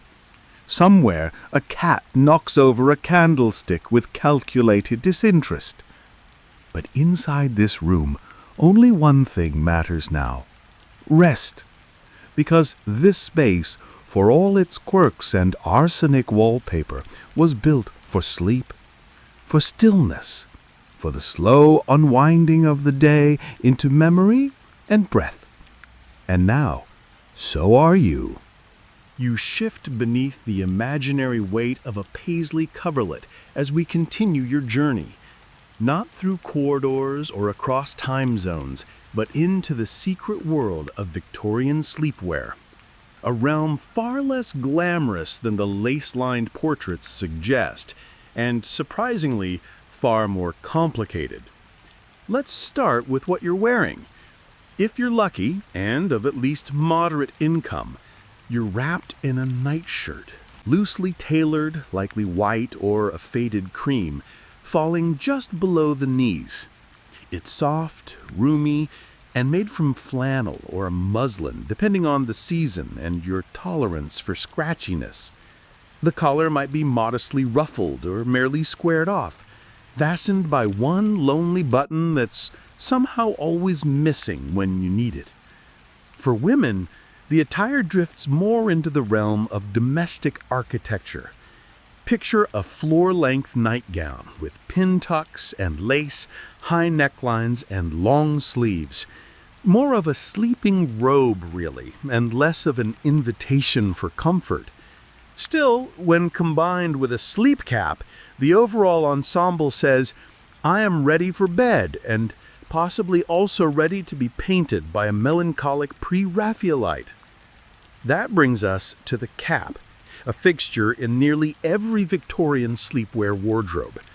It served several purposes: warmth, modesty, and the noble task of protecting elaborate hairstyles that might have taken hours and a pint of pomade to sculpt. Picture your head now, gently swaddled in linen or lace, a frilly brim framing your dream-addled expression like a bonnet-wearing poet lost in reverie. Children, meanwhile, were often bundled into sleeping gowns that resembled miniature versions of adult wear, minus the existential resignation. Sometimes they wore night drawers, loose trousers tied at the waist and ankle, perfect for fidgety sleepers with a taste for nocturnal somersaults. And as for the feet, yes, bed socks, often mismatched, often hand-knitted, occasionally with holes the size of small rodents. If you were fortunate, you owned a pair lined with wool and stitched with love, or at least with grudging competence by someone named Aunt Edith. Historians still argue whether these sleep garments were chosen primarily for warmth, modesty, or simply because everyone had resigned themselves to perpetual discomfort after 7 p.m. Now, imagine the nightly routine. You've brushed your hair, 100 strokes if you're dedicated, and perhaps coated it with a bit of castor oil. You've removed your day corset, a sigh of relief echoing around the room like the last breath of a dying accordion. You wriggle into your nightshirt, the fabric cool at first, but soon warming with your skin. Over it, a bed jacket if you're chilly, like a fashionable little blanket that hugs your shoulders and implies your bones are both refined and rattling. Of course, fashion trends varied with the decades. In the earlier part of the Victorian era, sleepwear was austere, shapeless, bleached, utilitarian. But as the 19th century wore on, sleep garments took on decorative features, ruffles, embroidery, even monograms, because apparently one must announce personal branding even in one's sleep. By the 1880s, fashion magazines offered entire spreads dedicated to nightwear. These often promised that a woman could be graceful in slumber, an alarming thought for anyone who drools or sleeps like a windmill caught in a thunderstorm. You may be picturing rows of perfectly folded garments now, stacked in chests of drawers, alongside lavender sashes and a spare sachet of mothballs. And you wouldn't be wrong. In wealthier households, one might even own seasonal sleepwear, lighter linens for summer, quilted cotton for winter, and a middle category known quaintly as between seasons wear, for those transitional nights that confuse even the most loyal thermometer. But let's not overlook the servant class, whose sleepwear told a different story. Many domestic workers slept in their undergarments or re-wore a worn shift due to the lack of space and spare clothing. Their sleep was likely taken in attics or servant quarters, often within earshot of a master's bell pull or creaky stair. Their nights were not so much restful as paused. And on rare occasions, someone would sleep fully dressed, usually when traveling, staying in a strange inn, or when society demanded it, which might seem odd to you now, lying in your imagined Victorian bed, swaddled and soothed. But back then, clothing and class were never far from the pillow. There's even record of one London gentleman who insisted on wearing a full smoking jacket to bed, claiming it aided digestion. Historians are still debating whether this made him eccentric or simply indigestion-prone. Now, picture yourself again. You in your slightly rumpled nightshirt, cap sliding sideways, socks at half-mast. You yawn with such theatrical grace that your jaw makes a small popping sound. The oil lamp flickers low, the room settles. And across the soft quiet of linen and ticking, you realize Victorian sleepwear was not just about covering up, it was about transition. The symbolic act of removing the layers of the day, both literal and emotional. To be encased in cotton and wool was, in its own sleepy way, to be freed. And sure, your current pajama drawer might be filled with stretchy synthetics and a stolen college hoodie, but the sentiment remains. Bedtime clothing is a ritual, a shrugging off of noise, a stepping into silence. So go on, pull your sleep cap down. Let your gown gather in lazy folds, and know that no matter the century, the act of dressing for sleep is itself a gentle invitation to dream.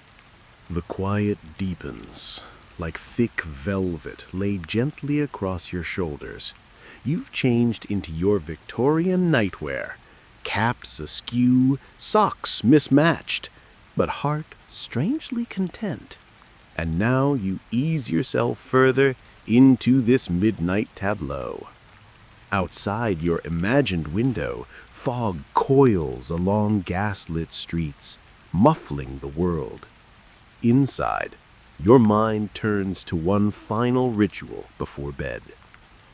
Tonight, we're exploring the deeply peculiar, oddly comforting world of the Victorians' bedtime beverage. A nightly concoction so steeped in habit and superstition that even the smallest mug could carry the weight of an entire day's worries. You reach for a warm cup now, hands wrapping instinctively around it as we pour ourselves into the most famous sleepy time tonic of the era, milk punch. No, not the party drink. This was a gentler, less festive version, made from warm milk, nutmeg, and a spoonful of sugar. Often spiked with a dash of brandy or rum if you were feeling particularly indulgent or deeply, deeply repressed. The drink was smooth, soothing, and considered medicinal. If it knocked you out cold, all the better. Victorians believed warm milk had nearly mythical properties. It calmed the nerves, lined the stomach, and summoned dreams the way a sea captain summons storms, boldly and with deep faith in the fog. But that wasn't the only option. Some households swore by herbal infusions, steeped chamomile, valerian root, hops, or even lettuce water. Yes, lettuce. These were do-it-yourself sleep potions, passed down by grandmothers with the authority of a royal decree. Historians still argue whether these herbal tisanes were effective sleep aids or just excellent ways to convince yourself you were doing something about your insomnia. Either way, you sip, slowly, thoughtfully, wondering why lettuce tastes faintly of bedtime and a very polite garden. One of the more unusual remedies, treacle water, a mix of treacle, a thick, syrupy byproduct of sugar refining, water, and various spices. It was thought to be a cure-all, soothing for coughs, nerves, and inconvenient emotions. You imagine it now, syrup clinging to the sides of a ceramic cup as you tilt it back, the sweetness numbing the edge of your anxiety. We mustn't forget posset, a much older remedy that lingered into the Victorian period. Made by curdling hot milk with ale or wine, and sometimes flavored with honey, it had the texture of a poorly planned dessert. Still, it was served in the finest households, drunk slowly from decorative mugs or ladled from silver jugs by servants in hushed twilight. And if you lived in a rural area, your options were even more, let's say, creative. Perhaps a mug of beef tea, essentially hot broth served plain. Not exactly dreamy, but certainly fortifying. Or, if your family followed folk traditions, you might sip on pennyroyal or skullcap tea, both herbs whispered to promote rest. They also, coincidentally, had mild sedative effects, which may have been less sleep-friendly and more faint on the kitchen floor friendly. For children, bedtime drinks were often tamer. Milk with honey, or water gently warmed over the hearth. In some families, a mother or nurse might add a dash of rose water or orange blossom essence, believing the scent would lull a child to sleep. The belief was simple and soft. Comfort could be brewed. Of course, not all drinks were liquid lullabies. The Victorian patent medicine industry was booming, and it flooded the market with bottled sleep tonics, promising relief in elegant fonts on curling labels. Some of them worked. Some of them contained opium. Actually, many of them did. These were marketed under calming names like Mother Bailey's Quieting Syrup or Godfrey's Cordial, and they were readily available over the counter. It wasn't uncommon for insomniacs or overwrought mothers to dose themselves or their children with a spoonful of something labeled night mixture, which might have included everything from alcohol to morphine. Sleep cane, certainly. Dreams, though, were a mixed bag. And yet, despite all this, many Victorians preferred the humble approach: a hot drink, a thick blanket, and the slow unwinding of thoughts. In fact, entire etiquette books were written on the ideal bedtime routine, some of which included a small tray service. You imagine it now, a servant entering softly with a silver tray, steaming milk, a few crackers, a spoon resting neatly on a folded napkin, the clink of porcelain the only sound in the room.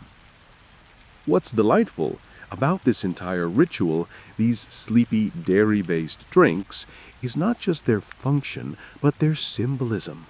They represent a moment of deliberate stillness, a decision to close the day with ceremony, to sip something warm while the brain untangles. Even now, centuries later, you might still do the same. A mug of tea, a cup of cocoa, a ritual passed down not by command, but by comfort. So go ahead. Raise your imaginary cup one last time. Let the warmth of its contents spill softly into your chest. You are participating in something ancient and personal. You are drinking the night itself. And in that final swallow, the taste of nutmeg or honey still lingering, you find that sleep is already brushing gently against your shoulder. No fanfare, no fuss, just the slow, silent pull of darkness and the faint scent of warm milk. The lamplight flickers one last time before settling into a quiet glow. Outside, the fog still presses gently against your imaginary window pane, and inside, the warmth from your posset or milk punch still lingers in your chest. Now comes one of the most critical, yet absurdly underappreciated parts of the Victorian bedtime ritual, the bed itself. Tonight, you won't just lie in a bed, you'll climb into it, perhaps even ascend it, because Victorian beds are rarely humble things. These are architectural events, carved and curtained, tall enough to need a running start or a small footstool just to breach their quilted peaks. Let's begin with the basics. The four-poster bed, also known as the tester bed, is the centerpiece of most middle to upper-class Victorian bedrooms.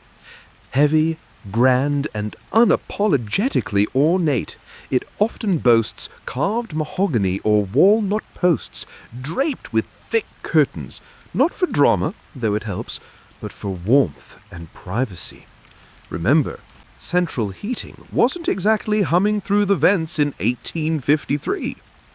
You push the curtains aside like entering a miniature theater and find yourself faced with a towering mattress arrangement that could double as a geological cross-section.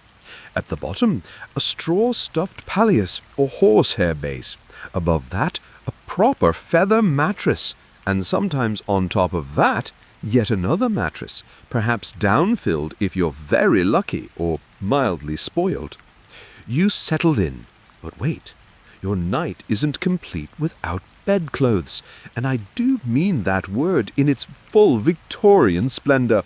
First, the sheets, likely made of linen or cotton, bleached near white and somewhat scratchy, as if woven by a committee that had never personally met comfort.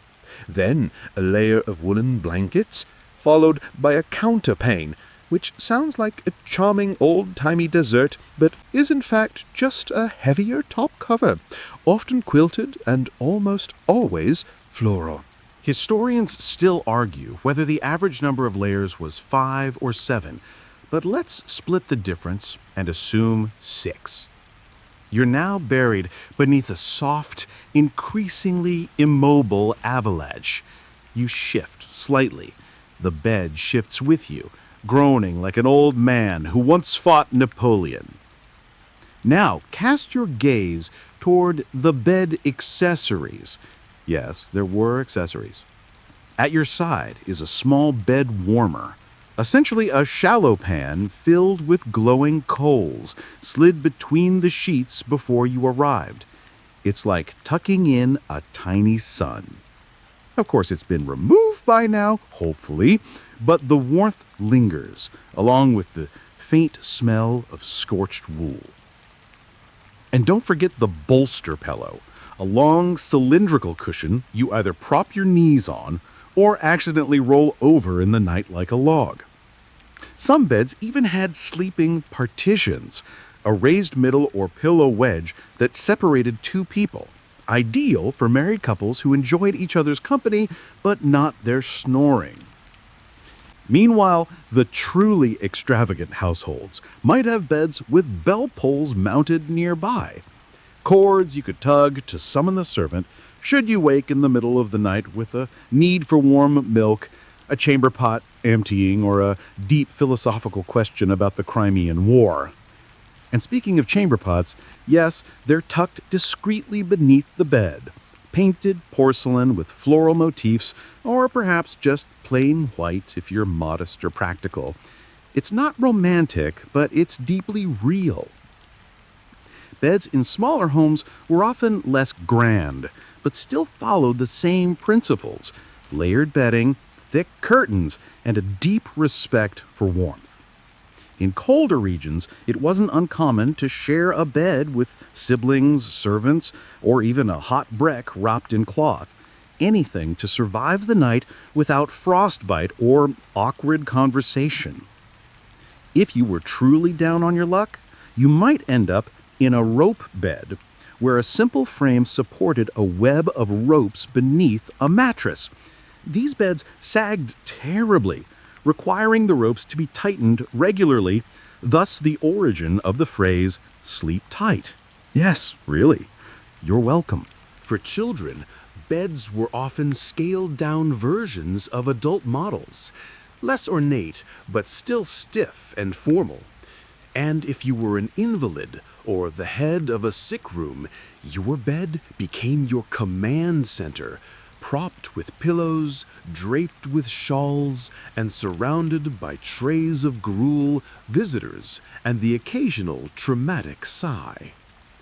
All of this, the heavy wood, the curtains, the linens, the ash-filled warmers, is designed not merely for rest, but for order, for propriety, and for the kind of theatrical domesticity that Victorians mastered.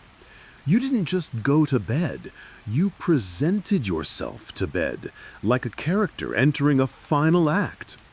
And there you are now, under 6 layers of coverlets, adjusting your nightcap, one sock still rebelliously half off. The mattress sighs beneath you, the pillow cradles your head with a kind of dignified resignation. All of this is unnecessary, of course, in the modern world. You likely sleep on memory foam, your room warmed by silent vents, your blanket a sleek machine-washable throw. But just for tonight, let your imagination linger here, under heavy linens between walnut posts, as a kettle ticks softly in the hearth beyond the curtain. Here, in this wooden cocoon of sleep, the world narrows to the space between your shoulder and the pillow. And as your limbs begin to meld into the featherbed, the final thought to cross your mind is this: no one in all of history has ever looked attractive in a Victorian nightcap. By now, your breath is slow, and your body entirely entombed in the folds of your imaginary counterpane. The bed has stopped creaking, the milk punch has long since disappeared, but your thoughts drift gently into the quieter corners of Victorian bedrooms, the places where night took on its oddest forms. Because once your eyes were closed and the room fell still, something peculiar arrived with the darkness: dream management. Yes, Victorians took their dreams seriously, perhaps more seriously than we take our data plans. Dreams were not simply the subconscious wandering into a field of metaphor. No, they were messages, warnings, omens, and sometimes elaborate puzzles waiting to be interpreted with the morning cup of weak tea. It wasn't just bedtime, it was bed theater, and you were both the actor and the audience. Let's begin with the basics. Many Victorians believed dreams could predict illness. Dreaming of teeth falling out? A sure sign of impending death, or perhaps just a minor infection, depending on who you asked. Nightmares about drowning? Your lungs might be weak. A dream of endless falling? Time to cut back on meat pies. Historians still argue whether these interpretations were widely believed or just an elaborate parlor game. But dream dictionaries sold astonishingly well. One popular book, titled Zadkiel's Dream Book, offered interpretations for everything from dreaming of a white horse, good fortune, to snakes, treachery, obviously, to cake, unexpected guests, or indigestion, unclear. And speaking of parlor games, Victorian dream sharing was a social activity. Families, especially women, often gathered over breakfast to share what visions had visited them in the night. Oh, I dreamt of lace parasols and a chicken who sang "God Save the Queen," which, of course, meant an upcoming change in the weather, or that someone nearby was secretly in love with you. You can't make this up. Actually, they bed daily. For the spiritually inclined, and there were many, dreams weren't just curious. They were doorways to other realms. Some Victorians practiced dream incubation, a ritual where you asked for specific visions before sleep, usually by placing a symbolic item beneath your pillow. A rosemary sprig to dream of love, a silver coin for prosperity, or a lock of hair for visions of the dead. You reach beneath your imagined pillow now. Who knows what's tucked there? A crumbling pressed flower, a secret note from your past self, or maybe just the spoon you forgot to put away after your posset. Now, let's get slightly stranger. Enter the realm of dreaming machines. Yes, actual devices designed to influence or record dreams. One odd invention from the era was the dream pillow, stuffed with herbs like lavender, hops, and mugwort, which were believed to guide dreams toward certain moods or themes. Some beds even came with slightly elevated headboards to tilt the spirit closer to the divine, and possibly closer to neck pain, but sacrifices must be made. More dramatically, there were actual patents for dream regulators, primitive devices combining padded sound chambers, gentle clockwork vibrations, and even scent releases to steer your dreams mid-sleep. While none of these were widely adopted, their very existence suggests something critical. Victorians did not accept randomness in dreams. Dreams were not accidents. They were to be shaped, steered, and if necessary, scolded. Let's pause and inhale that logic for a moment. Imagine waking from a dream of flying pigs through clouds of lemon curd and immediately reaching for a notebook to decode it. Did it mean you were about to inherit money, fall in love, need more citrus in your diet? And yes, the dream journals. Nearly every self-respecting Victorian writer, intellectual, or moody teenager kept one. These books were more than diaries. They were maps used to track subconscious patterns and uncover the true self hidden beneath cravats and corsetry. Freud would eventually formalize this idea, of course, but long before him, everyday people were decoding their midnight messages like detectives in lace collars. And let's not forget the fringe societies, occultists, mesmerists, and theosophists who held seances not only with spirits, but with dream visions themselves, believing sleep was the moment when the veil between worlds wore thin. It's easy now to look back and chuckle, but tonight, as you lay still beneath your 6 layers of covers, there's something beautiful about this earnestness, this belief that even your strangest, most nonsensical dreams meant something. Even now, in the soft edges of sleep, your brain is beginning to paint its own scenes. Maybe a Victorian garden, endlessly blooming, or a train that never arrives, or a quiet room where every object is made of feathers. Perhaps you dream of yourself dreaming. Whatever arrives when your eyes close tonight, you can smile faintly, knowing that somewhere, someone with a wax-sealed notebook and a fresh pot of tea is ready to help you figure it all out. You've drifted through the folds of the featherbed, tiptoed past the dream dictionaries, and now, half awake, half asleep, you find yourself standing in a hushed Victorian hallway just outside the bedroom. A faint creak echoes behind you, and candlelight flickers gently ahead. Tonight, you're going to investigate a curiously underrated but essential element of the 19th century sleep experience. What happened when you needed to get up in the night? Because, let's face it, no one sleeps through the night. Not now, not then. But while today's sleepy wanderers might make a groggy trip to the fridge or doom scroll on a dimmed phone, the Victorians had a very different and often far more dramatic experience of midnight interruptions. Let's begin with the most common nocturnal challenge, relieving oneself. Ah, yes. In the absence of indoor plumbing for much of the 19th century, your best friend at night was the chamber pot, tucked neatly beneath the bed, sometimes housed in a low wooden cabinet known as a commode. The pot might be ceramic, tin, or porcelain, sometimes hand-painted with delicate roses, because, of course, everything must be elegant, even urination. Victorians were discreet, of course, so if you were sharing a room, or worse, a bed, you might need to develop an entire system of coughs, foot shuffles, or whispered apologies to indicate your upcoming trip beneath the counterpane. It was not glamorous, but it was practical. And for the wealthier classes, some had access to the early water closet, an ancestor of the flush toilet, though usually located inconveniently far from the bedroom.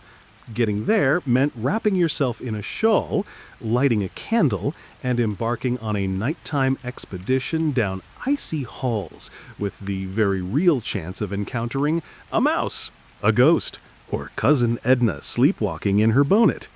Now, let's talk about light. There's no flicking on a switch here. You had options, but none of them were especially user-friendly at 3 a.m. Most common was the candle, housed in a chamber stick with a finger ring. Yes, like something out of a Dickens novel. You'd fumble for your matches, light the wick, and pray the wax didn't drip onto your nightshirt or the floorboards. Alternatives included oil lamps, which gave off a gentler glow but were messy and sometimes smoky. Or, if you were truly ahead of your time and lived post-1870, you might have one of the early gaslight fixtures, with a faint blue pilot flame glowing in the corner, hissing softly like a sleepy cat. Historians still argue whether the average Victorian preferred darkness or minimal light at night. Some evidence suggests total blackness was desired for sleep, while others left a candle burning low in a dish, producing both warmth and a kind of psychological comfort, because even a flicker of flame can feel like company. Now, imagine you're finally up, light in hand, chamber pot successfully navigated, but what if you couldn't get back to sleep? This brings us to a fascinating and little-known phenomenon, segmented sleep. Many Victorians didn't aim for 8 uninterrupted hours. Instead, it was common to have 2 distinct sleep phases. First sleep, which began shortly after sunset, and second sleep, which might not start until after a 1 or 2 hour waking period around midnight. During that middle time, known simply as the watch, people might pray, read, write letters, even make tea or check on livestock. Some would quietly chat with their spouse or stare into the hearth if there was still a flicker of coal left. It was a peaceful, introspective time, not a sleep failure. And yes, scientists today support this idea. There's growing evidence that biphasic sleep may be more natural to human biology than modern single sleep schedules. So if you wake up at 2:12 a.m. tonight, don't panic. Just tell yourself you're experiencing a perfectly period-accurate Victorian interlude. Now, back to our hallway. Let's say you're restless. The bed feels off. You're cold but don't want to disturb the dog curled at your feet. What then? Many households had a warming pan, a lidded metal skillet filled with embers, used to heat the mattress again. But if you'd forgotten to prepare it before bed, too bad. No one lights a coal fire at midnight unless they're mad or in love. You might instead sip from a small glass of cordial, often left by the bedside. Victorian nightcaps could include brandy, port, or something syrupy with herbs. Think of it as NyQuil without the cherry flavor. This wasn't just to induce sleep. It was to soothe the nerves, the digestion, the soul. Still not sleepy? Try listening. Many Victorian homes creaked, settled, and spoke in their own ways. Pipes thudded, mice scurried, trees tapped windows. You, lying there with the candle flickering on the nightstand, might begin to imagine stories in the shadows. Perhaps a coach arriving late, or a secret letter being slid under a door. Which brings us to the idea of night noises. Without the hum of electricity or distant traffic, night in the 19th century was deeply, intensely quiet. So much so that the tick of a pocket watch on the nightstand could sound like cannon fire. And if the wind howled outside, or a fox shrieked nearby, good luck going back to sleep without picturing spectral visitors or unspeakable crimes. And yet, that silence had its comforts too. With nothing but the soft hiss of your candle and the warmth of the blanket slowly returning, you begin to drift again. The hallway fades, the cold floorboards vanish, your breath evens out. The chamber pot has done its duty. The dreams may or may not return, but the night, in all its strange, broken, quietly eventful glory, stretches on. You're back in bed now, impossibly cozy. The kind of cozy where moving even a toe seems like a betrayal. Outside the window, the night is still. The candles flame, gutters low. And tonight, in this wonderfully uneventful midnight, you'll float gently into one of the most curious chapters of Victorian life, the bedtime reading habits of the 19th century. Because while you might think of reading before bed as a modern comfort, a few pages of a novel on a Kindle, perhaps, a quiet Victorian evening often centered around communal reading. It wasn't just for passing time, it was ritual. It was a household event. Let's set the scene. You're in a parlor, lit by a single oil lamp. The fire has dwindled to amber coals. Your aunt is already asleep in her rocking chair. But your father, half spectacles perched on his nose, is about to begin reading aloud. And the book? It might be Charles Dickens, Wilkie Collins, or perhaps a translated tale of Persian adventure or Roman virtue. The point isn't speed, it's tone, cadence, comfort. A rhythm of language that rocks you slowly towards sleep. Of course, if you were lucky or wealthy, you might retreat alone to your bedroom with a private volume. Fiction, yes, but also diaries, sermons, ghost stories, and strange little treatises on gardening, etiquette, or phrenology. Some read from the Bible each night, and some from Punch magazine, delighting in the satirical cartoons even as their eyelids fluttered. Historians still argue whether bedtime reading was more common among women or men. What's certain is that Victorian publishers knew their market. Entire series were marketed as night table books, short chapters, gentle morals, and nothing too exciting. The goal wasn't stimulation, it was soothing distraction. You can relate. After all, you're here now, listening to the 18th consecutive section of this podcast, quite possibly with half an eye open and the other already dreaming of crumpets. But back then, reading before sleep wasn't just passive. It was performative. Families took turns. Teenagers read poems in halting voices. Grandmothers recited from memory. The dog, predictably, snored through it all. And for the insomniacs among them? Well, that's when things got interesting. You see, there was a whole microgenre of Victorian sleep literature. Books written specifically to be read in bed, often with drowsy pacing and absurdly meandering plots. Some authors even acknowledge this in their introductions. This book is best read under dim light and soft blankets, and if the reader should find himself asleep before page 20, I shall consider myself successful. A real example?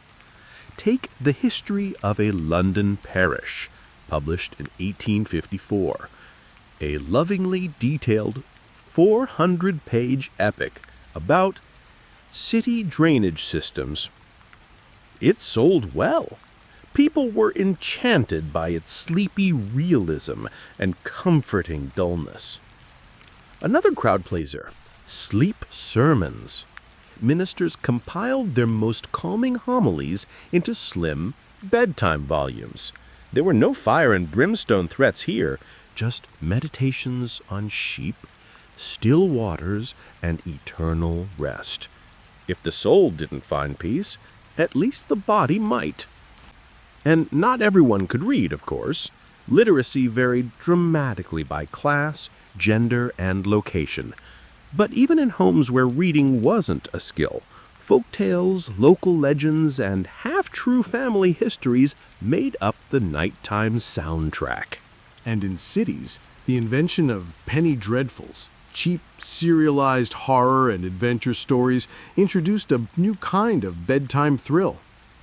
Young readers hid them under mattresses, sneaking one more chapter by candlelight while pretending to sleep. Were these tales terrifying? Sometimes. But to a Victorian mind, trained on ghost sightings, seances, and ancestral curses, they were just lively entertainment. Besides, nothing sets you up for restful dreams like a cursed mummy and a missing heir. If you were a romantic, you might fall asleep with poetry. Tennyson murmured softly to yourself, or perhaps a dog-eared copy of The Lady of the Lake. If you were practical, maybe it was a manual on beekeeping or soup recipes. And if you were particularly unlucky, say a student, you might be working your way through Latin declensions by candlelight, murdering amo, amos, amat, until either you learned it or passed out. Either way, the result was the same: quiet, slow surrender to slumber. Even those without books often stared at the decorative prints or engravings on their walls, letting the mind wander through imagined versions of painted shepherds, naval battles, or grand cathedrals. Visual bedtime stories frozen in frame. Let's pause here, because you can feel the weight of those words settling around you. Maybe your imaginary book is closing now. The oil lamp flickers out. Your fingers grow warm around a worn leather binding. The story might not be finished, but your part in it is, for tonight. Because the Victorian reader knew that books didn't always have to be finished. Sometimes it was enough to read a paragraph, or half a poem, or just hold the book, breathing in that inky paper scent until the eyelids fell shut. And so you are here, not quite dreaming, not quite waking, floating gently on a sea of sentences. Tomorrow, perhaps, you'll recall a line, or maybe just the feel of linen sheets, soft pages, and the comfortable silence between words. You stir again, just a little, as if the turning of a page in your mind gently rustled the covers. The room around you is quiet now, filled with soft shadows, and maybe, if you're imagining right, the gentle ticking of a wind-up clock somewhere on the mantel. You're not ready to wake, of course. You're still very much in the spell of the Victorian night.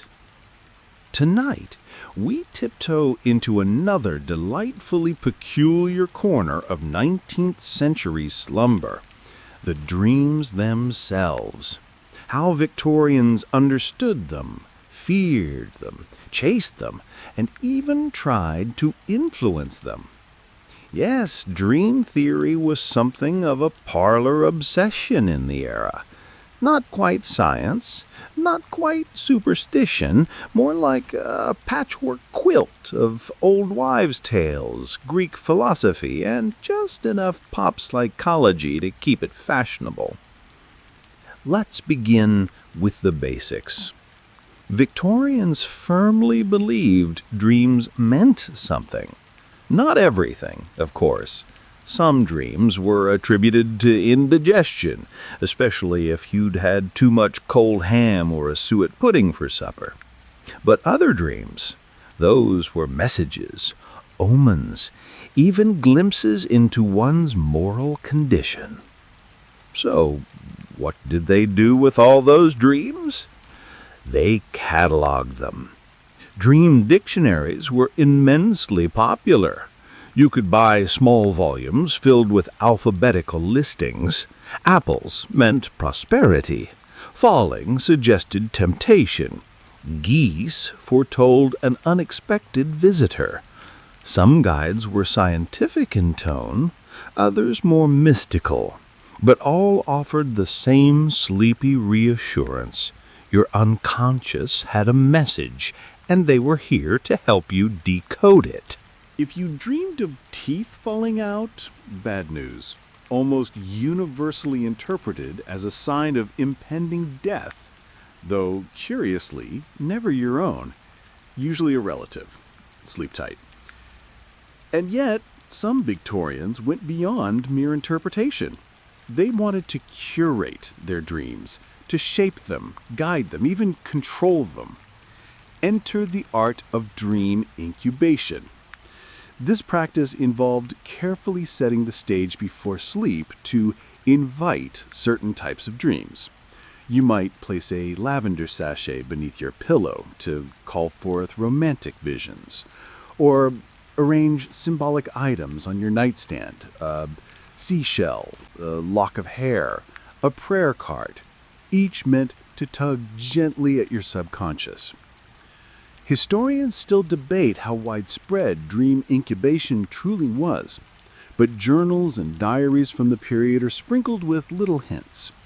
Women especially seem to enjoy crafting emotional set pieces before bed, hoping to dream of a lost love, a foreign land, or even a conversation with the dearly departed. Which brings us to another popular notion: dreams as visitations from the dead. Victorian spiritualism was a powerful force, and many believed that sleep was the easiest time for spirits to make contact. If your grandmother appeared in a dream, it wasn't just sentimentality, it was a message, a warning, or maybe just a hello from the afterlife. Some people even recorded their dreams obsessively, keeping dream journals beneath the bed. One particularly dedicated gentleman wrote down every dream he had for 17 years. That's a lot of floating down rivers and showing up late for fictional appointments. And in terms of medical theories, well, before Freud, dreams were often attributed to nerve stimulation or bodily imbalance. The stomach, of course, was a usual suspect. A warm compress and a mild draft, Victorian code for a sleep tonic spiked with opium or valerian, might be recommended to tame chaotic dreams. But dreams weren't always feared. In fact, there was an entire movement of Victorian artists and writers who celebrated dream logic. The Pre-Raphaelites, for instance, those dreamy painters of red-haired women, ancient forests, and mythical knights, believed dreams revealed deeper truths. Their poetry and paintings feel like hallucinations because many of them were literally painted after vivid, half-waking dream experiences.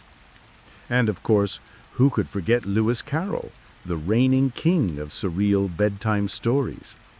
Alice's Adventures in Wonderland wasn't just a children's book. It was a loving tribute to the beauty of dreams, illogical, lyrical, and often slightly threatening in a polite tea-sipping sort of way. Which leads us to a deliciously odd practice: bedside storytelling to induce specific dream themes. Parents, Governesses or even older siblings might tell a tale focused on castles, dragons, or cloud kingdoms right before lights out. Not necessarily to entertain, but to plant the right kind of dream. It's a charming idea, really, like sowing a garden of images in the hope that your mind would bloom accordingly during the night. Did it work? Who knows? But you're certainly imagining it now. Let's not forget nightmares, though, those darker flip sides of dreams. While some Victorians saw them as moral warnings, others blamed spirits, devilish interference, or even bad posture. A night hag sitting on one's chest was a popular folkloric explanation for sleep paralysis, which could feel terrifying if you didn't understand what was happening. The solution? A Bible under the pillow, or perhaps a sprig of rosemary in the bed frame, or simply sleeping on your left side, which was believed to discourage ominous dream visitors. Sleep, for all its comforts, still came with rules. And yet, for all their superstitions, the Victorians cherished dreams. They filled letters and courtship notes with dream references. Poems were peppered with dreamlike imagery, fountains, moons, misty gardens. There was a sweet belief that dreams were not just mental residue, but little voyages, soft explorations of the soul. You might even say, not too different from what you're doing now, because whether you're dreaming yet or not, you've spent the last several minutes drifting through someone else's memories. You've floated through images of candlelit reading, scented pillows, and dreams as vivid as a painting in your grandmother's attic. And perhaps, just perhaps, you'll carry one of those images with you tonight. Maybe a seaside dream of ships in the fog. Maybe a silent walk through an empty garden. Maybe even a chat with a long-forgotten ghost who only wants to offer you tea. Whatever shape your dreams take, know that the Victorians would have approved. You're still curled in the soft folds of Victorian night, your mind drifting further into this gently strange world, where even the unconscious, your dreams, were open to discussion, decoration, and a bit of direction. But before you drift off completely, there's one more nightly ritual we need to visit: the bedroom sounds and silences that shaped how Victorians fell asleep. You see, the modern obsession with perfect quiet, the blackout curtains, the white noise machines, the earplugs, is a relatively new idea. In the 19th century, sleep was less about total silence and more about managing the right kind of noise. For most people, especially in cities, night didn't fall with the flip of a switch. Gas lamps still flickered in the streets, and sounds crept in: the distant rattle of a carriage, the sharp echo of a boot on cobblestone, or the high, occasional neigh of a horse that simply had opinions after dark. People got used to this nighttime symphony. For some, it was even comforting, proof that the world was still turning outside their windows. Inside the house, things were rarely dead quiet either. Creaking floorboards, a ticking clock, maybe a snoring grandparent in the next room, or the faint scrape of coals settling in the fireplace. Some rooms had mice, others had the wind. But even among the noise, some Victorians went out of their way to introduce soothing sounds. Take, for example, the surprisingly popular practice of bedroom fountains. Yes, miniature fountains, tabletop-sized, sometimes shaped like Grecian urns or little rocky grottos, placed near the bedside to offer the soft trickle of water while one dozed. It was said to soothe the nerves and drown out more jarring street sounds. That is, assuming your fountain didn't leak or gurgle like an overexcited teapot. Another auditory delight? Chimera cages. Especially in genteel homes, a birdcage near the window was thought to offer cheerful chirps at dawn and soft rustlings at night.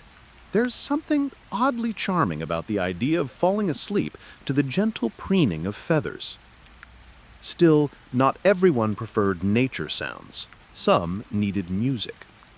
Enter the musical box, or more formally, the mechanical music box, a wind-up device the size of a jewelry case, often gifted to children but secretly adored by adults. You wound the crank, opened the lid, and were rewarded with tinny, twinkling melodies, lullabies, waltzes, or delightful classical pieces reimagined in a dozen rotating pins. Some boxes even had interchangeable cylinders, so your nightly playlist could rotate with your mood. One gentleman reportedly owned 32 different song cylinders, a veritable Victorian Spotify. And then there were the more unintentional sounds. Servants whispering behind the walls, cats meowling in the courtyard, the occasional thud from a neighboring house that left you wondering if someone had fainted dramatically or simply dropped a chamber pot. But let's not forget the voices of sleep aids themselves.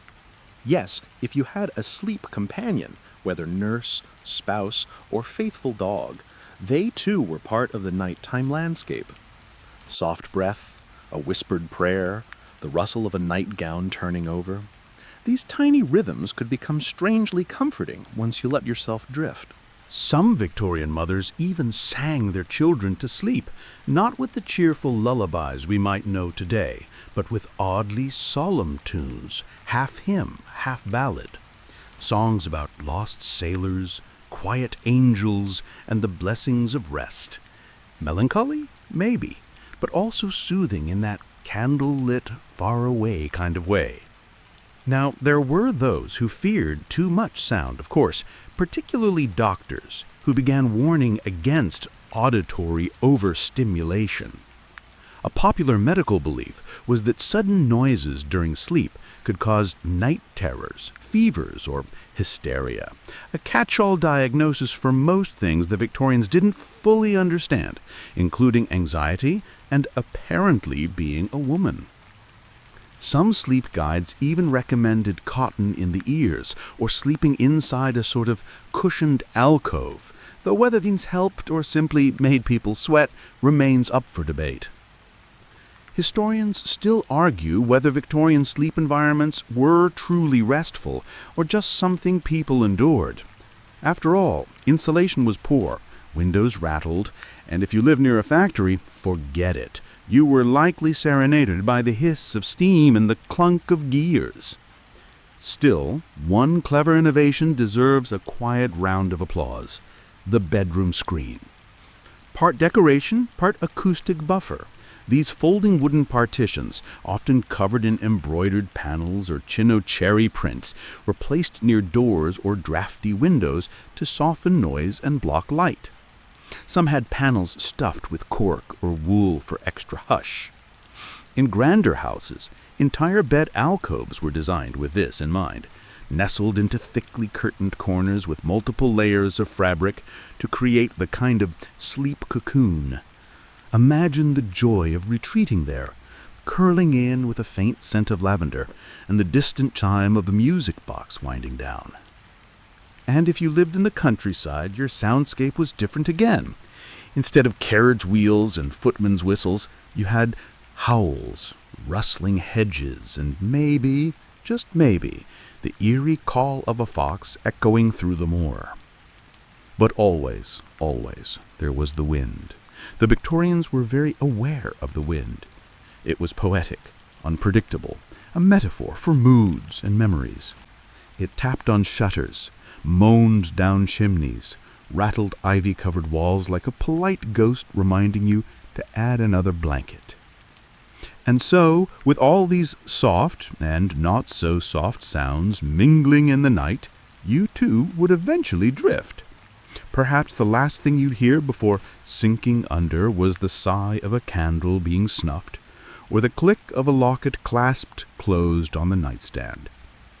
These sounds weren't interruptions, they were part of the texture of sleep, an atmosphere. an audible lullaby woven from brass hinges and breeze. Even now, you might hear echoes of them, imagined or real, as your room fills with its own night music. A hum, a sigh, the tiniest creak of a bedpost leaning into stillness. Sleep, it seems, has always made a little sound. And now, as the candlelight of Victorian bedrooms fades a little further behind you, let's amble into one of the more curious paths of the 19th century sleep journey, the realm of dreams, dream interpretation, and nighttime messages from beyond. Because falling asleep in the Victorian imagination wasn't just rest. It was a kind of crossing over, a delicate tiptoe into a world where symbols, spirits, and scrambled visions all vied for your attention. And of course, you were expected to do something with those dreams come morning. You might wake, stretch, and reach for your dream journal. Yes, those were a thing. Bound in velvet or embossed leather, many of these books had ornate gold lettering and pages for noting your nightly adventures. Some even came with pre-printed interpretations, so you didn't need to puzzle too long over that dream where a fox handed you a cabbage. What would that mean, exactly? According to one 1867 dream dictionary, dreaming of a fox represented cunning deceit, while cabbage symbolized domestic troubles. Put together, perhaps the sly relative meddling in your household affairs, or just indigestion. Historians still argue whether these dictionaries were taken seriously or mostly used for breakfast entertainment. Dreams involving teeth falling out, flying, or being chased were all accounted for, of course. Some interpretations were eerily familiar to modern ones, but others veered into the charmingly bizarre. Dreaming of a lobster? You would inherit something valuable. A ladder? Beware betrayal. Spilled ink? You would soon meet a new admirer, though maybe one prone to accidents. And then there were prophetic dreams. Victorian society was full of stories, usually recounted over tea or scrawled in diaries, about people who dreamed of deaths, births, or disasters before they occurred. Aunt Edwina saw a clock stop the night her brother passed. Little Thomas dreamt of drowning, and a week later fell in a pond. Don't worry, he was rescued by a sheepdog named Wellington. Whether these dreams were coincidences, embellishment, or something stranger, they were shared often and with great reverence. Which brings us naturally to spiritualism. Victorian Britain was knee-deep in seances, spirit photography, and mediums who claimed to speak with the dearly departed, and dreams were seen as a possible channel for such contact. If your late Uncle Rupert appeared in a dream and whispered about a hidden pocket watch in the parlor wall, you were expected, at the very least, to investigate. Entire books were published on dream visitations, often written in breathless tones and studded with testimonials. My sister appeared in a vision, bathed in moonlight, and bade me plant lilies. This was seen not as spooky, but soothing, proof that love endured beyond the veil, and that bedtime was never truly lonely. In fact, some Victorians began to curate their dreams. Sleep guides suggested avoiding rich foods or overly spicy dishes, lest you conjure nightmares. One etiquette manual warned, spiced lamb has been known to summon quite the impish brigade. Others advocated visualization before sleep, a primitive version of modern lucid dreaming. You were to picture calming scenes, a garden in bloom, a sailing ship at sunset, or a gently bubbling stream. The goal was to nudge your dreams in a pleasant direction. Some even used herbs or scents to influence dream content. Lavender was a classic, but mugwort, yes, the delightfully named mugwort, was the go-to for vivid, even prophetic dreaming. Tucked under pillows or sipped as tea, it was believed to open the mind to more suggestive realms. Now, not everyone was so charmed by dreams. Certain doctors insisted that dreaming at all was a sign of mental agitation. The ideal sleep, they claimed, was blank and dreamless, a kind of psychological sponge bath. If you dreamed, it might mean you were overwrought, stressed, or reading too many Gothic novels by candlelight. Looking at you, Bronte sisters. Still, for many Victorians, dreams were far too rich to be dismissed. They were portals, puzzles, even moral indicators. Dream of stealing? Better reflect on your behavior. Dream of weeping? Perhaps your soul was doing a little emotional laundry. One widely circulated pamphlet claimed that dreams were the soul's way of traveling while the body rested, like a passenger stepping off the train briefly while the engine cooled. It's a lovely metaphor, really. You, the weary traveler, disembarking into landscapes built from memory, imagination, and maybe that cheese toast you shouldn't have had at 9 p.m. And if dreams could take you elsewhere, they could also connect you to others. Shared dreaming was a hot topic in spiritualist circles. Two people, miles apart, dreaming the same scene, say, a field of poppies in a distant bell, was seen as evidence of soul bonding or cosmic resonance. One medium claimed she regularly met her late husband in dreams, and they discussed gardening. He recommended peonies that bloom longer in damp soil. Skeptics, of course, scoffed. But that didn't stop people from clutching their journals, sipping dream tea, and whispering a little prayer before bed. May my visions be gentle, and may the dead not rearrange the silverware again. And let's not forget that sometimes dreams were just absurd.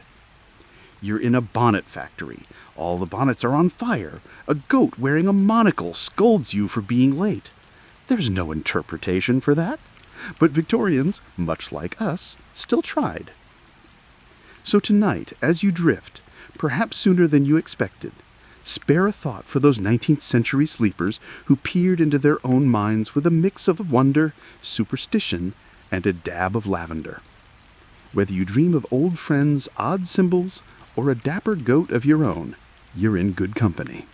As your eyelids grow heavier and the flickering candlelight softens to a steady glow in your imagination, we waltz now into another peculiar, delightfully gentle curiosity of the Victorian sleep world, nightwear etiquette, and the quietly dramatic world of bedtime fashion. Because for the Victorians, what you wore to bed was not merely a matter of comfort. It was a whole social ritual, full of invisible rules, stitched symbolism, and occasionally the need for an impressively crisp nightcap. Let's start with the Victorian nightgown, which wasn't so much a garment as an architectural event. For women, these gowns were typically made of soft white cotton or linen, flowing ankle-length with long sleeves and trimmed with lace, pin tucks for embroidery. Some featured ruffled colors so elaborate they could double as decorative window valances. You might imagine yourself stepping into one of these gowns, the fabric cool and whispery against your skin, stitched with tiny, neat hems, ham-sewn if your household had the means, machine-made if you'd ventured into the thrilling new world of catalogue shopping.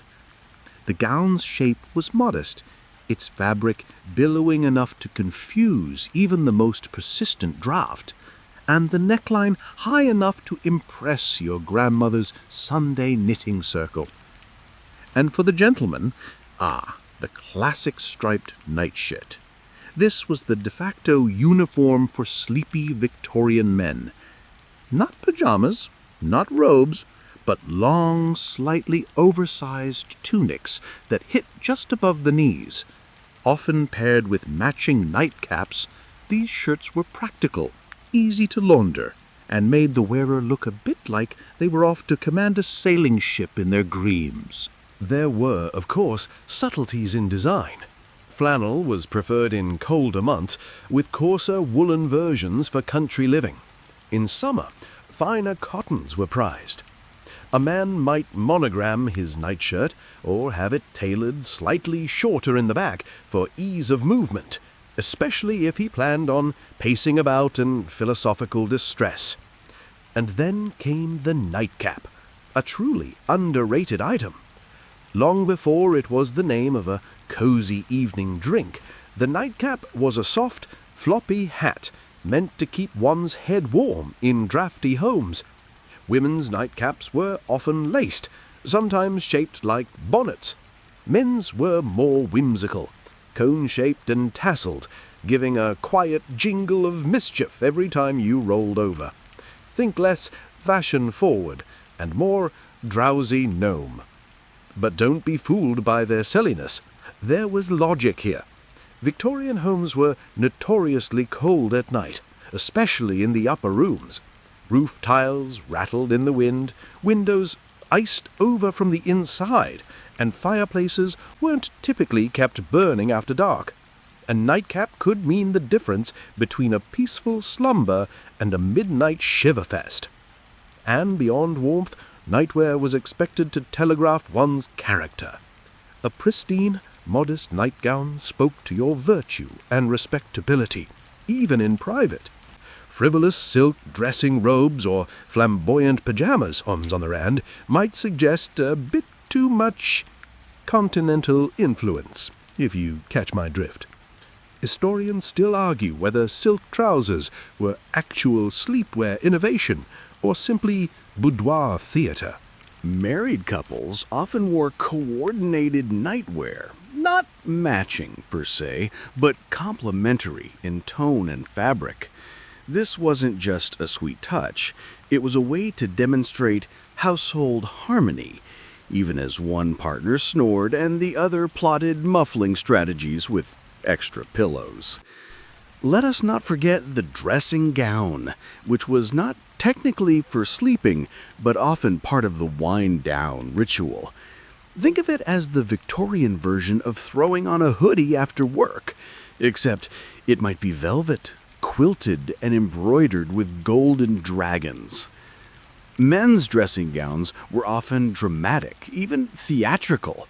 Red brocade, paisley patterns, or plush navy blue, worn while reading, pipe smoking, or sternly considering a chessboard. For women, dressing gowns, or wrappers, as they were sometimes called, were elegant, flowy, and belted. The kind of garment one could receive surprise visitors in, should a governess faint or the cook arrive in distress over burnt pudding. Naturally, sleepwear was stratified by class. The working poor might sleep in their underclothes, or simply in their clothes from the day before, especially during winter months. A flannel petticoat or wool shawl might substitute for a formal gown. Meanwhile, the wealthy could afford entire bedtime ensembles, complete with slippers, shawls, and even jewelry designed for nighttime wear, such as jetstone brooches said to protect dreams. Children, too, had their sleep wardrobes. Picture little ones in button nightgowns, often with matching caps and booties. Some had tiny bed jackets, yes, jackets for bed, designed to keep them warm during bedtime stories. And these stories, read aloud in candlelight or lamplight, often came with whispered warnings. If you didn't behave, the Sandman might skip your house entirely. One curious tidbit: there was a brief baffling fashion trend among upper-class women for bed capes. Yes, capes! These were semi-transparent shawls worn over nightgowns, mostly for show, in case anyone, maid, husband, or nosy relative, happened to wander past the bedroom threshold. And then there was the occasional bedtime masquerade, those rare, whispered-about occasions when a group of friends or society members might host a private sleep gathering. These weren't wild parties, more like lounging salons, where everyone wore their finest nightwear, drank warm wine, and recited poetry by lamplight. Were they scandalous? Not really, just deeply dramatic and terribly concerned with the elegance of flannel. So as you lie there, now, draped in whatever modern sleepwear you fancy, or perhaps wrapped in a burrito in a questionable old t-shirt, know that your Victorian counterpart might be doing the same, albeit with more lace and less elastic. Their rituals may seem strange to us now, but there's something tender in it. The nightly performance of dignity, warmth, and quiet ritual. A soft cotton gown, a cap to tame the chill, a slipper kicked under the bed with practiced ease. And you, drifting alongside them, one ruffle at a time. By now, your body is sinking deeper into the mattress. Limbs loosening like the drawstring on a very old linen nightgown. It's the perfect time to slip gently into one of the most curious little corners of Victorian slumber, the pre-sleep beverage ritual. A mix of superstition, science, and comfort that could fill a teacup and an entire apothecary shelf. Let's begin with the reigning star of the Victorian nightcap, lettuce water. Yes, lettuce. The Victorians, in their endless ingenuity and slight obsession with digestion, believed that steeping lettuce in hot water could release its sleep-inducing powers. A gentle, soporific potion, lettuce water was praised in household remedy books for calming nerves and softening melancholy. You can almost imagine yourself holding the delicate porcelain cup, its contents faintly green and surprisingly earthy in scent. You sip, not entirely convinced, but hopeful, because Aunt Eugenia swears by it, and she hasn't had a single nightmare since Easter. Lettuce contains a mild sedative compound called lactorium, which likely fueled these beliefs. Historians still argue whether it ever had enough potency to truly knock you out, or whether the whole thing was placebo wrapped in a vegetable. Of course, lettuce water wasn't alone. There were other contenders on the Victorian beverage tray, each with their own sleepy superstitions and homegrown logic. Take malted milk, that warm, creamy concoction now most famous for starring in soda fountains. In the 19th century, it was originally developed as a nutritional supplement for infants and invalids. But soon it gained traction among the well-to-do as a gentle, stomach-settling evening drink. Its weeks of powdered barley, wheat flour, and dried milk seem to offer a comforting bridge between supper and slumber, perfect for those who needed their nerves smoothed but didn't trust strong medicine. There's also warm beer. Yes, that's right. Not chilled, not foamy, just gently warmed until it reached the temperature of a weary bath. Some Victorian doctors recommended weak beer or ale posset, beer mixed with milk and spices, as a nighttime tonic. You can picture it now, your host, in a paisley dressing gown, swirling his pewter tankard by the fire, saying something like, "The barley fortifies the constitution, you know." For the more adventurous, there was opiate-laced cordials, like the ever-popular Godfrey's Cordial, or Mother's Little Helper, soothing syrups that blended sugar, herbs, and tinctures of morphine or laudanum. But by the mid-Victorian era, many of these had come under scrutiny for, well, turning people into gently snoring ghosts of themselves. They worked, certainly, but they were not so much a sleep aid as a fast track to oblivion. Of course, warm milk deserves a respectful nod here.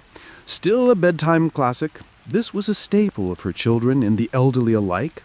The Victorians believed in its soothing effect on the stomach and its ability to encourage restful dreams.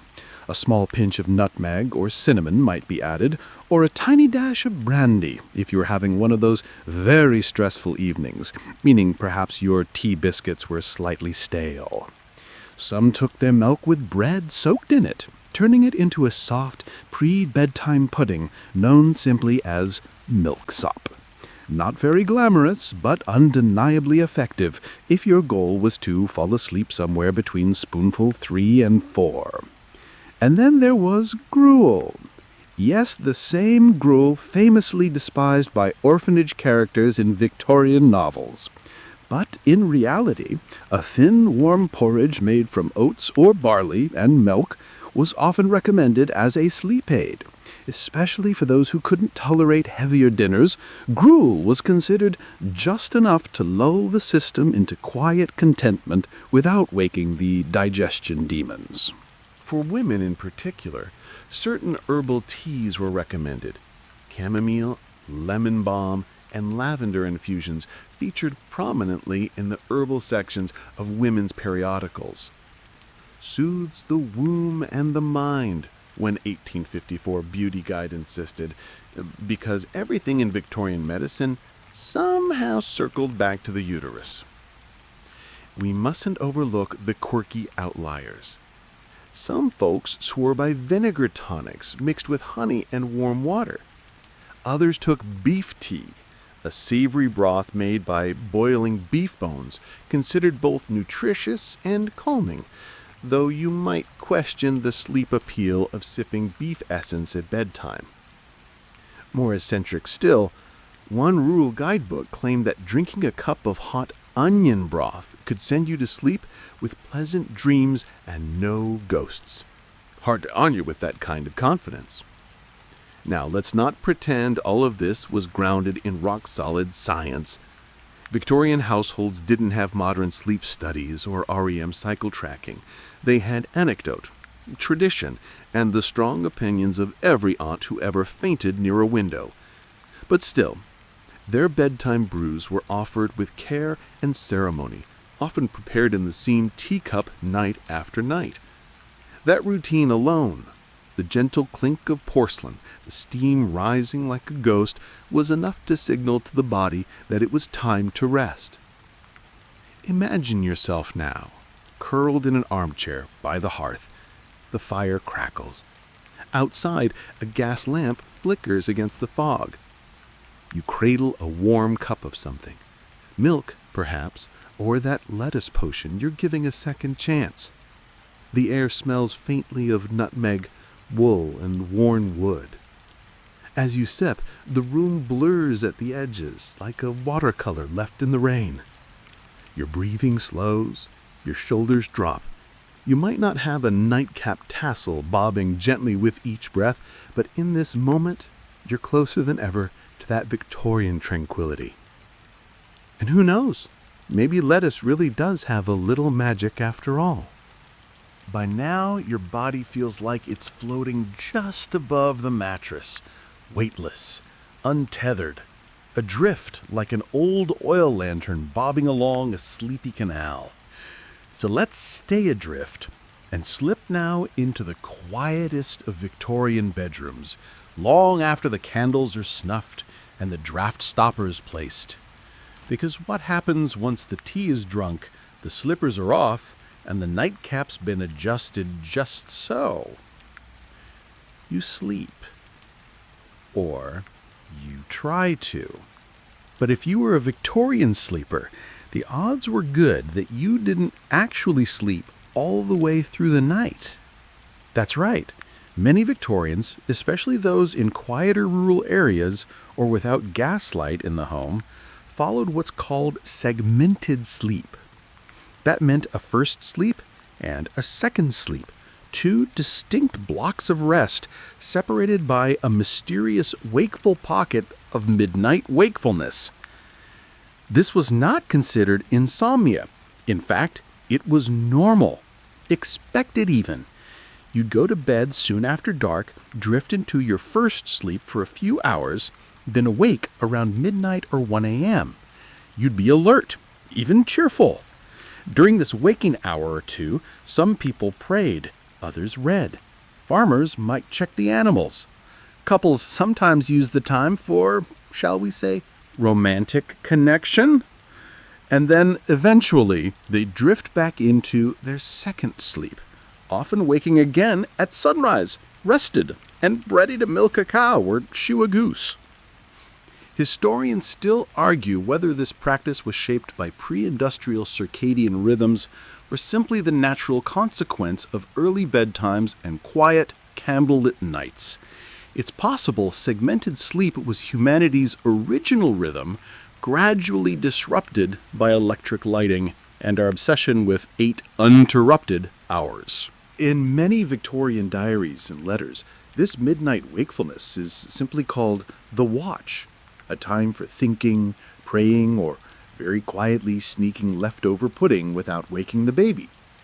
Some even used it to write poetry.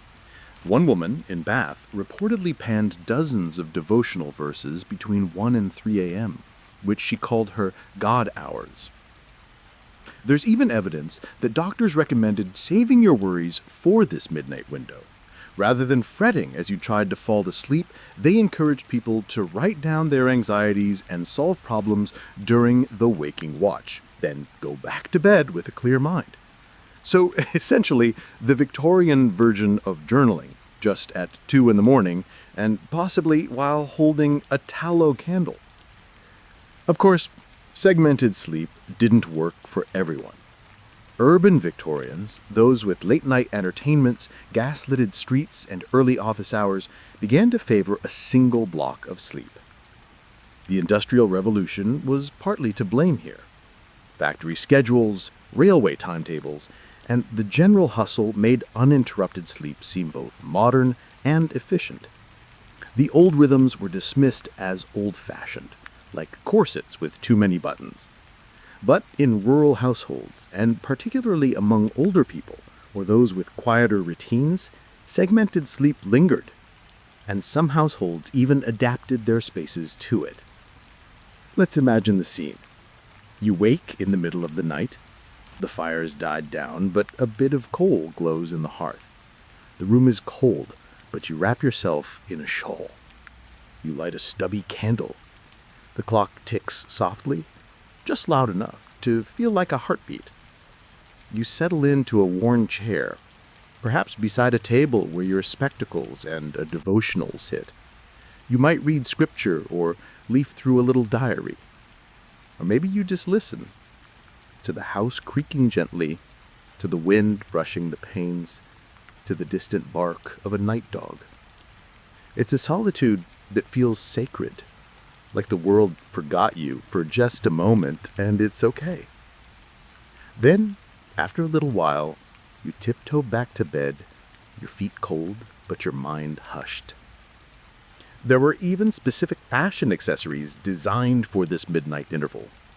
Some nightgowns had extra pockets for holding a small Bible or flask. Quilts were sewn in layers, so one could be thrown off for sitting up, then tucked back on for return sleep.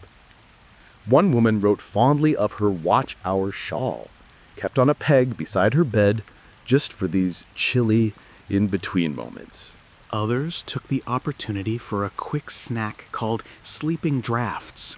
A slice of toast, a biscuit, a spoonful of jam. Nothing heavy, just a little something to ward off the rumblings. Doctors didn't always approve, of course, but then again, Victorian doctors also thought tobacco could strengthen the lungs, so grains of salt. It's worth noting that the very architecture of Victorian homes accommodated this segmented rhythm. Bedrooms weren't always private. Aunts, cousins, even servants might share a room. If someone got up during the watch, they weren't scolded, they were just careful, treading softly on wooden floors, mindful of chamber pots and respectful of snores. Some people, especially widows or the elderly, found this watch time a comfort. It was the hour of letters, memories, and sometimes even ghost stories whispered to oneself. it was not a time of fear, but a time of pause. Even Queen Victoria herself reportedly kept a small writing table beside her bed and on occasion would rise to write in her journal during the nights. She once wrote, "The quiet hours are best for hearing the soul speak." So now, as you lie there, eyes soft, breath slow, consider this. If you ever find yourself waking at 1:43 a.m., blinking into the dark, your mind not quite asleep but not truly awake, you are not broken. You're just in the Victorian watch. You could get up and read a page, sip a little something, or just rest in the hush, feeling the weight of time wrapped around you like a heavy coverlet. And then, like so many before you, drift gently into your second sleep. You're still there, eyes drowsy, blankets just a little heavier now. Let's slip into that second sleep gently. But before we do, let's pat around one more corner of the Victorian night. We've lit our candle, sipped our lettuce tea, sat in our watch hour shawl. But what if all else failed? What if the lettuce didn't work? The lavender had lost its charm, and the ticking of the clock only made your thoughts louder. Well, then it might be time to visit someone with slightly more radical ideas. Enter the Victorian sleep quacks. Yes, even in a stiff-collared age of propriety and polite coughing into handkerchiefs, there were plenty of opportunists ready to make a quick penny off your sleeplessness. The insomnia industry was, in fact, booming and positively teeming with oddball cures, vibrating machines, soothing powders, and magnetized headgear that claimed to channel the sleeping energy of the moon. Really? Take, for example, the somnocephaly, an actual contraption patented in 1874. It was a velvet-lined helmet filled with herbs and soft lead balls. Lead! That designed to apply gentle pressure to the frontal lobe while releasing aromatic vapors. You were supposed to sleep with it strapped to your forehead like a medieval mind control device. Unsurprisingly, users often reported headaches, probably from the lead.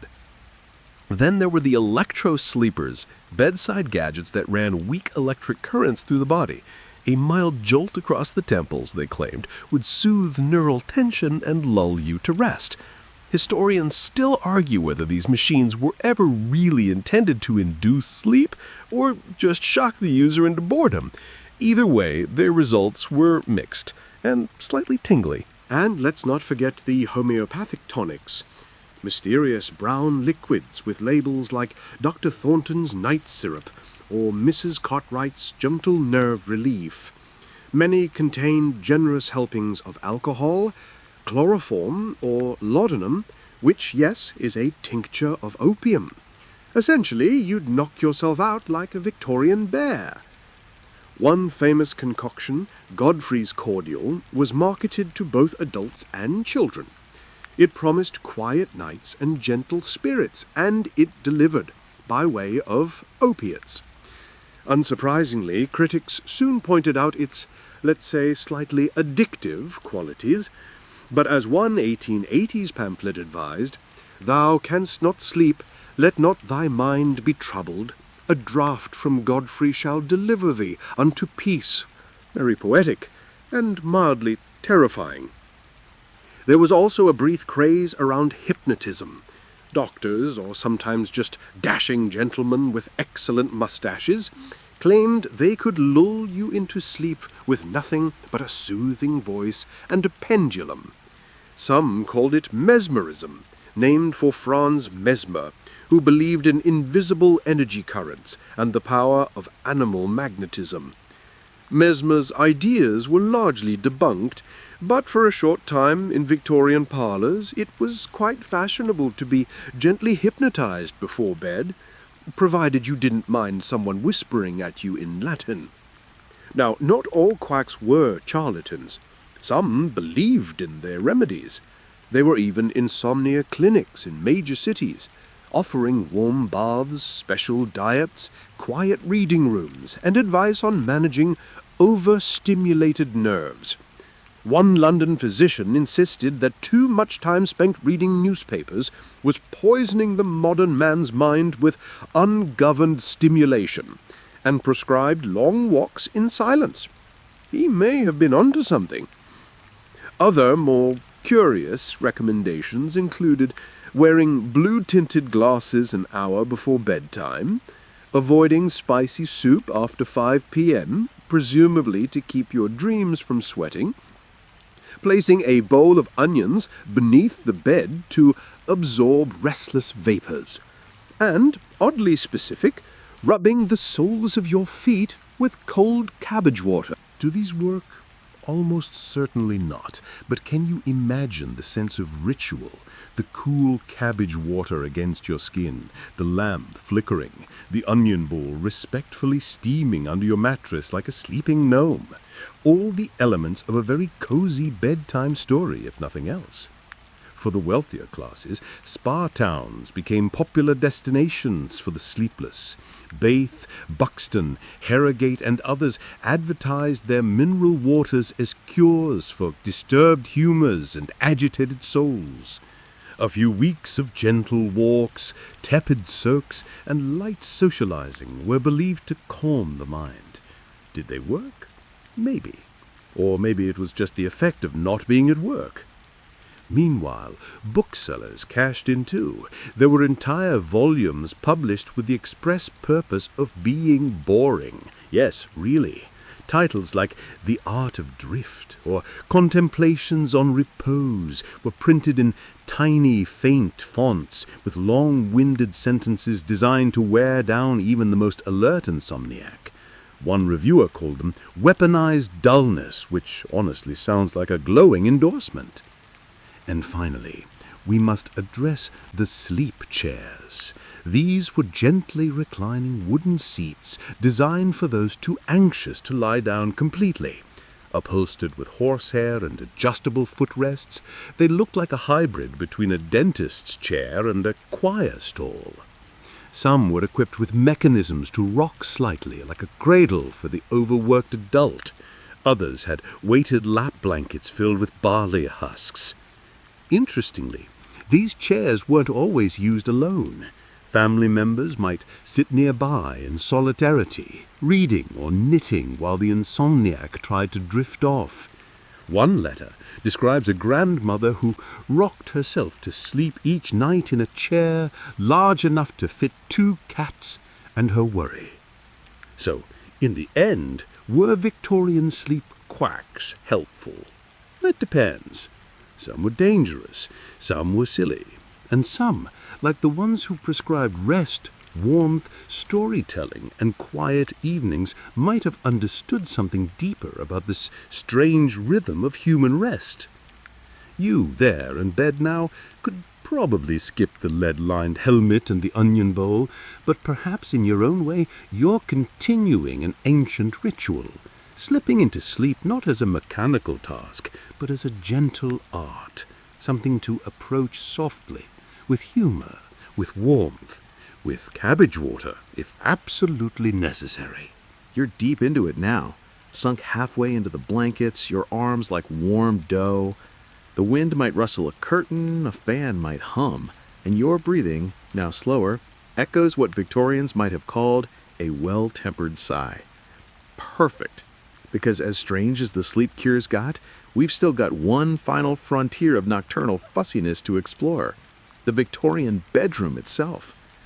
Not just the objects, but the layout, the logic, and the oddly rigid social rules governing where, how, and with whom you were allowed to sleep.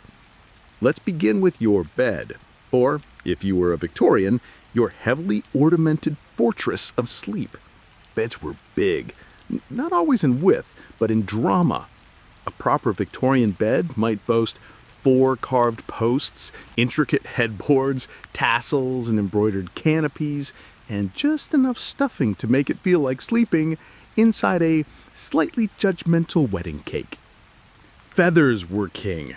Feather mattresses, feather pillows, feather bolsters, But layering was the true art form. A typical well-appointed bed might go ticking mattress, horsehair pad, feather mattress, counterpane, that's a type of quilt, bolster roll, 2 pillows, a crochet overlay, then the night rug, which was a kind of dainty woolen mat folded across the foot of the bed for reasons no one remembers but everyone insisted on. You'd climb in, perhaps with help from a small embroidered step stool, especially if your bed was tall and your knees unreliable. But beds weren't just beds, they were status statements. Middle-class Victorians often spent more on their bed frame than on their dining set. A fashionable bedspread was something to gossip about. And it wasn't uncommon to name your bed style like a fashion item. Oh yes, ours is a carved mahogany empire revival with swan motifs, because nothing says restful slumber than being watched by birds. Now let's look around the rest of the room. The bedroom furniture ensemble, for those who could afford it, followed a kind of sacred geometry. You had a washstand with porcelain basin and jug for washing up without frightening the plumbing, a chamber pot, often tucked inside a cupboard, with floral designs you absolutely did not want to think about too closely, a slipper chair, low and armless, used mainly for buttoning boots, a nightstand that held a candle, maybe a devotional book, maybe a clock, and for the particularly aspirational, a small bedside bell pull. Tug it gently, and a servant might appear. Or not. Depends how late it was. But even more important than what was in the room was who slept in it. For most of the 19th century, the idea of husbands and wives always sleeping in the same bed was more myth than reality. In upper-class homes, couples often had separate bedrooms, especially after the production of children. It wasn't necessarily due to coldness or scandal, just practicality. Snoring, differing wake times, digestive misadventures. Victorian beds weren't soundproof, and divorce was scandalous, so distance preserved domestic peace. Among the middle class, separate beds in the same room were more common. And even among poorer households, space permitting, siblings often shared beds, not always horizontally. Records mention children sleeping head to toe or alternating nights in shifts. Then there were the invalid beds. These were not necessarily for the sick, but for the perennially tired, the anxious, or those of delicate constitution. These beds were designed with extra padding, adjustable reclining angles, or even little reading trays, sort of a precursor to the hospital bed, but much prettier. One particularly eccentric Victorian, Lord Overstone, designed a rotating sleep chamber for his wife. It was an octagonal room with walls that could be swiveled to face different seasonal views, garden in spring, library in autumn. She found it deeply unsettling and refused to use it. Meanwhile, boarding houses had their own codes. If you were staying at a Victorian inn and needed a room for the night, you might be asked whether you preferred to share a bed with a stranger. That wasn't considered shocking, just efficient. Travelers of the same gender might bunk up without fuss. Unless the other snored like a steam train, then it became a moral crisis. And let's not forget the servants' quarters, often chilly attic rooms with narrow cots and no insulation. Servants were expected to rise early and remain invisible at night. Still, many found ways to make their cramped spaces homey, decorating with papered walls, scraps of lace, and the occasional smuggled cat. Interestingly, Victorians weren't always in bed when they were in their bedrooms. The room itself served as a multi-purpose retreat. Women in particular might spend part of the morning in their rooms writing letters, embroidering, or holding small social calls in what was known as morning dress. This was not pajamas, mind you. These were carefully coordinated outfits designed to say, I'm not fully dressed, but I still outrank you. Now, here's a curious bit. Historians still argue whether the ritual of airing the bed, pulling back the sheets each morning and letting them rest, was more about hygiene or superstition. Some believed it let out night vapors. Others just didn't want to crawl back into a sweaty feather pile. Lastly, let's tiptoe toward the window, because many Victorians, fearing stagnant air, slept with their windows cracked open, even in winter. Night air was thought to be bracing, spiritually cleansing, and good for the lungs. But to avoid night chills, one might hang a bed curtain, a heady drape wrapped around the bed, trapping heat like a cozy Victorian burrito. So tonight, as you lie there, with perhaps only a single pillow and no tassels, you can take some comfort in knowing that even the fanciest Victorians spent a fair amount of time fussing with their bedrooms too. Whether it was a lace antimacassar, a bell pull, or a barley-stuffed bolster, the goal was the same: to make the darkness just a little softer, a little warmer. Sleep, after all, isn't just a state, it's a space. And Victorians understood the value of shaping that space with care, with layers, and with a slightly overdone sense of style. Let's slip under the covers now, made fish in. Let's slip under the covers now, metaphorically, of course, and ease into the curious Victorian habit of bedtime reading and moral reflection. Because while you might end the day with a podcast or a sleepy scroll, your Victorian counterpart had a whole different nighttime ritual, one that often involved candles, cautionary tales, and perhaps a touch more guilt than is strictly necessary for restful slumber. You're sitting in a high-backed chair by the hearth, slippered feet tucked under a shawl.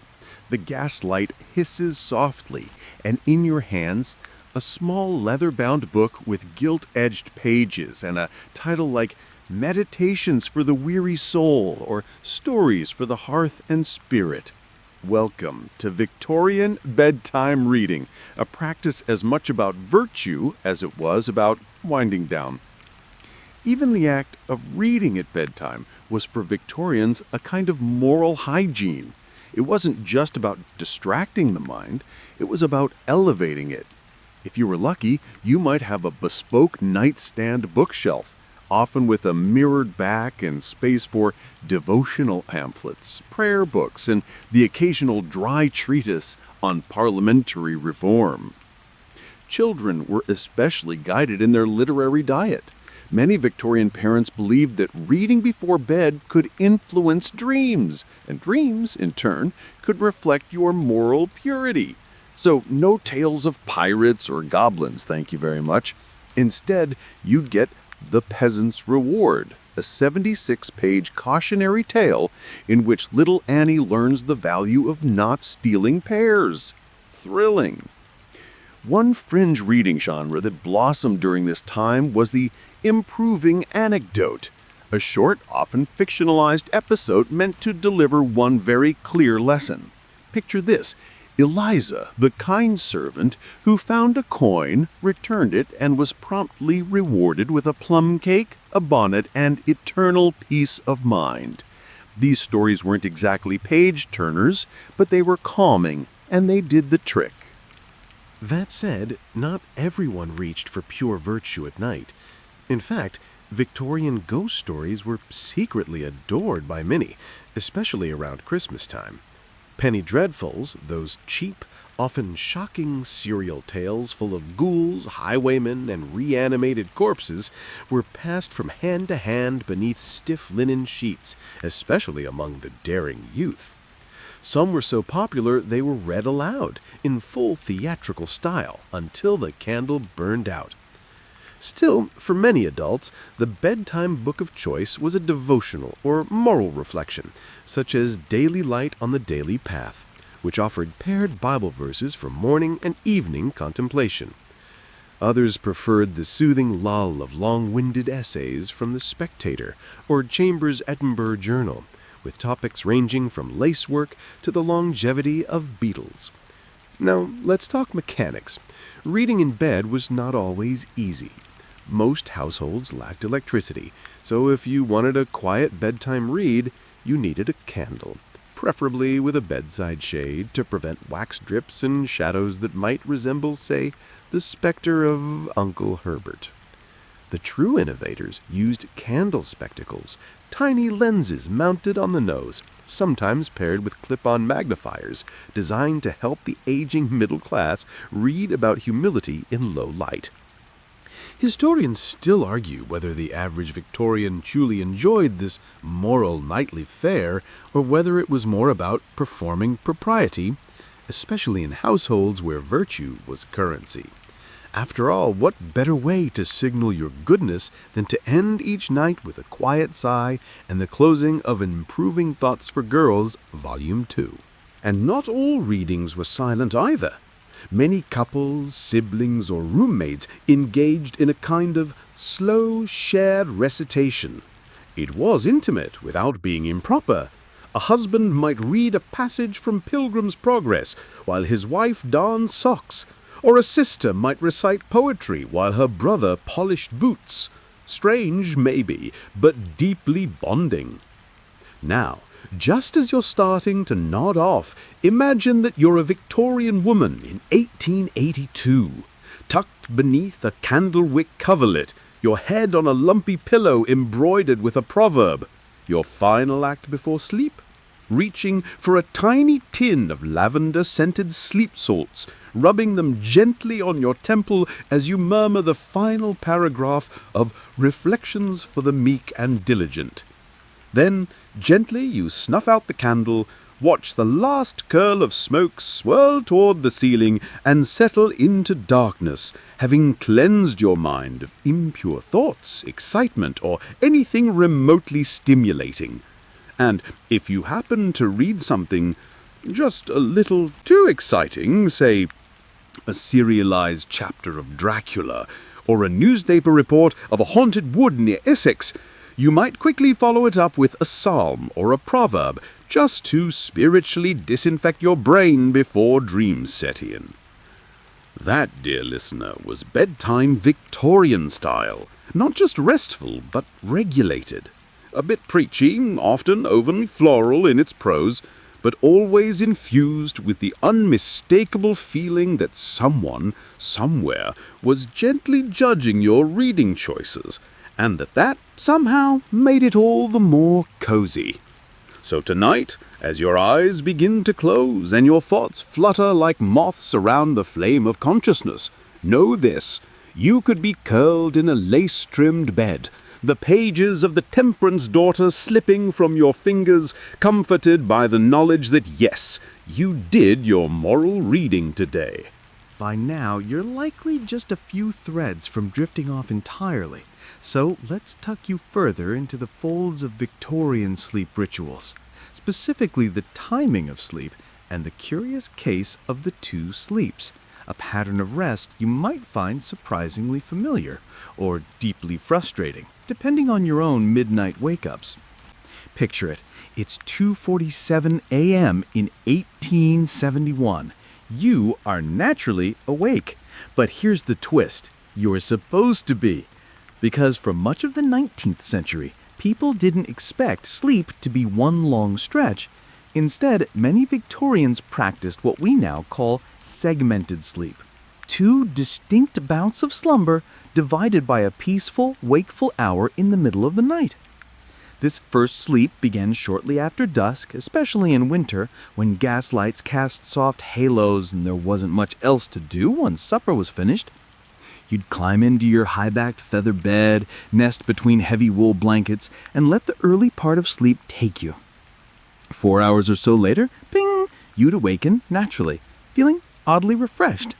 Rather than panic, you'd roll out of bed quietly, perhaps light a small lamp or tend the embers in the hearth, This interlude, called the watching hour by some, was regarded as a perfectly normal, even productive slice of time. You might pray, write a letter, or simply sit and think. Some even used it for intimate conversations with their partner, or other nocturnal pursuits best left to the imagination. It was during this time that insomnia wasn't considered a problem. It was expected. People believed that the space between sleeps was a natural rhythm of the human body, rather than a sleep disorder. There were even medical manuals that warned against overstretching your first sleep, lest it, quote, cause the brain to stew in its own vapors. Many Victorians filled this middle hour with light domestic activity. A woman might sew or prepare a poultice for the morning. A man might journal or oil his boots. One particularly quirky entry from a Welsh diarist recounts using his midnight interlude to count how many mice scratched at the pantry door. 8 for those keeping score. Historians still argue whether this segmented sleep pattern was a holdover from earlier centuries or something unique to the 19th century's peculiar mix of lighting, moral expectations, and early industrial work patterns. But there's strong evidence that it was widely practiced and perfectly normal until the invention of artificial lighting threw everything off. Enter gaslight and electric bulbs, the death knell of the first sleep. As homes lit up later and later into the evening, bedtime pushed back. Soon people were cramming all their sleep into one compressed block to match factory schedules or social engagements. Sleep doctors of the early 20th century began referring to segmented sleep as a pathology, and the watching hour, that became insomnia. But your Victorian self hasn't yet heard of Freud, sleep hygiene, or melatonin supplements. You just embrace the silence. If you're lucky, a clock with a soft chime marks the hour gently, or perhaps a street vendor rolls past with a squeaky cart selling hot buns to those still stirring. To fill the time between sleeps, you might also rely on bedside amusements. A water carafe with a silver lid, a small box of licorice pellets to settle the belly, or a soothing tin of camphor balm to rub on the temples. More pious households kept a night verse box, a tiny wooden cube filled with miniature scrolls of scripture or poetry meant for contemplation during these wakeful hours. And let's not forget the truly committed. One English clergyman reportedly used his middle-of-the-night hour to compose entire sermons by candlelight, then promptly fell back asleep before dawn. Another, more eccentric gentleman in Yorkshire claimed he only trusted the dream fringe thoughts that came to him between first and second sleeps, and insisted his most brilliant ideas arrived between 3:12 and 3:49 a.m. By the time your second sleep sets in, sometime around 4 a.m., you're not just redded, you're practically weightless. The watching hour has quieted the mind. You've said your prayers, noted your dreams, jotted a few reflections on the migratory habits of thrushes or whatever happened to cross your mind, and now you're slipping back into unconsciousness with all the ease of a lullaby. When you finally rise around 7 or 8, you feel, you guessed it, well rested. Maybe not fully refreshed, what with the lack of spring mattresses or ergonomic pillows, but certainly in tune with your body's natural rhythms. And perhaps, as you stretch your arms toward the rafters and rub the sleep from your eyes, you can't help but think, maybe they had it right. Maybe there's something to be said for breaking sleep into chapters, for allowing wakefulness, when it comes, to be something welcomed instead of feared. So tonight, if you find yourself staring at the ceiling at 3:15 a.m., don't fret. You're not broken. You're Victorian. All you're missing is a candle, a book of proverbs, and a box of licorice pellets. We're nearing the end now, the lantern burning low as we shuffle softly into one last peculiar corner of Victorian sleep culture, the rise and surprising respectability of sleep clinics, hypnotic therapies, and the very early ancestors of today's wellness industry. Yes, even in the 1800s, some people just could not sleep. And when warm milk, lavender sachets, and midnight moral reflection weren't doing the trick, they turned to a growing profession, the somnologist. Though the term itself wouldn't be coined until later, the Victorian versions still abounded, often under more theatrical titles like sleep doctor, nerve specialist, or mesmeric professor. You're walking now into a parlor that smells faintly of eucalyptus and wool. A soft ticking clock sets the rhythm. The man in the chair opposite you wears a velvet waistcoat, wire spectacles, and a slightly too sincered expression. He doesn't exactly have a medical license, but he has read a great many German pamphlets on cerebral fatigue. Welcome to your sleep consultation. You might begin by describing your symptoms: nightly restlessness, unpleasant dreams, or, heaven forbid, spontaneous laughter upon waking.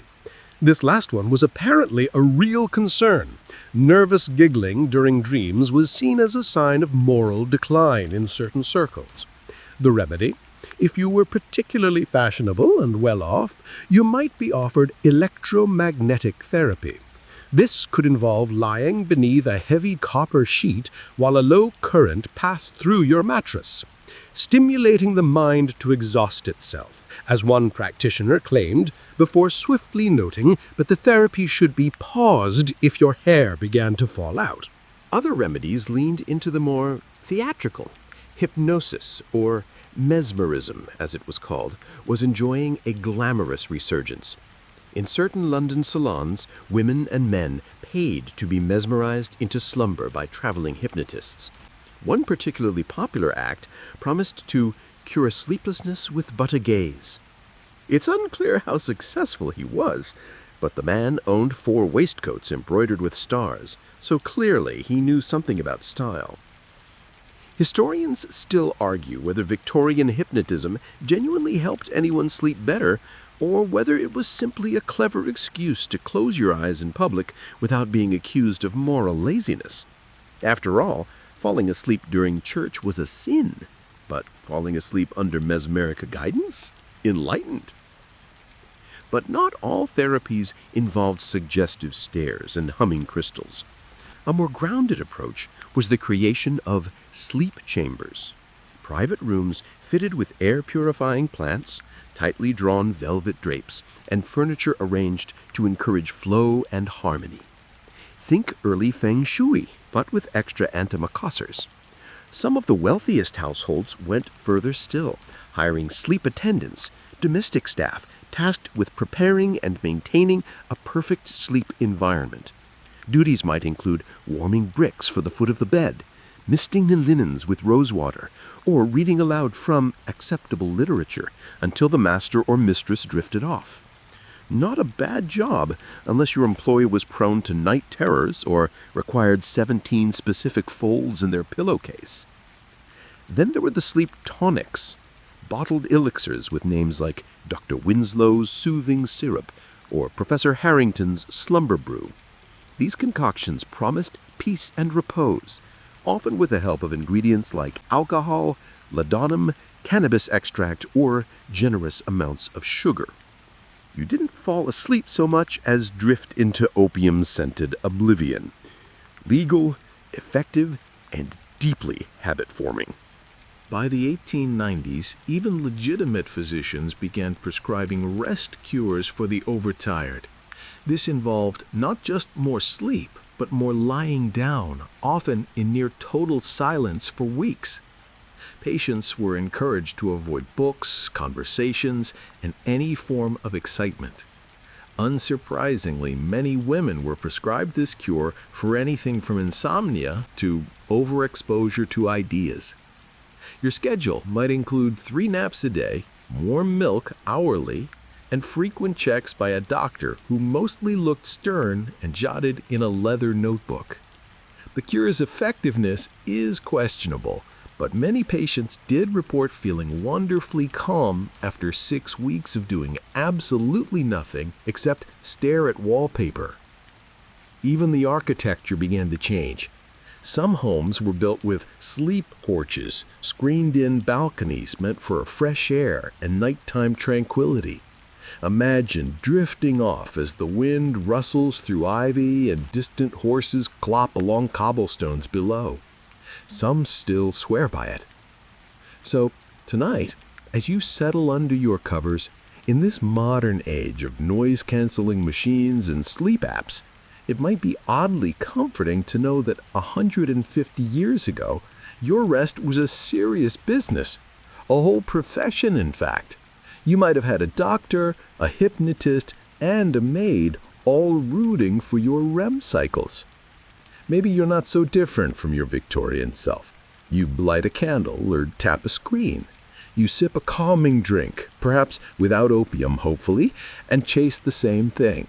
A few hours of peace, stillness, and dreams. The methods change, but the goal remains tenderly the same. So lie back, soften your breath, and let the imaginary scent of rose-laced linens drift through your thoughts. You're in good company. Centuries of sleepy souls trying their best to wind down right alongside you. You've made it. We've unspooled nearly every silken thread of the Victorian sleep experience together. Every herbal infusion, every trembling gaslight, every midnight mouse-counting diary entry.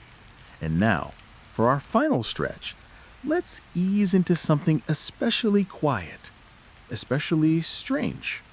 The mysterious art of dream interpretation in the Victorian age, and what your dreams might have meant back then.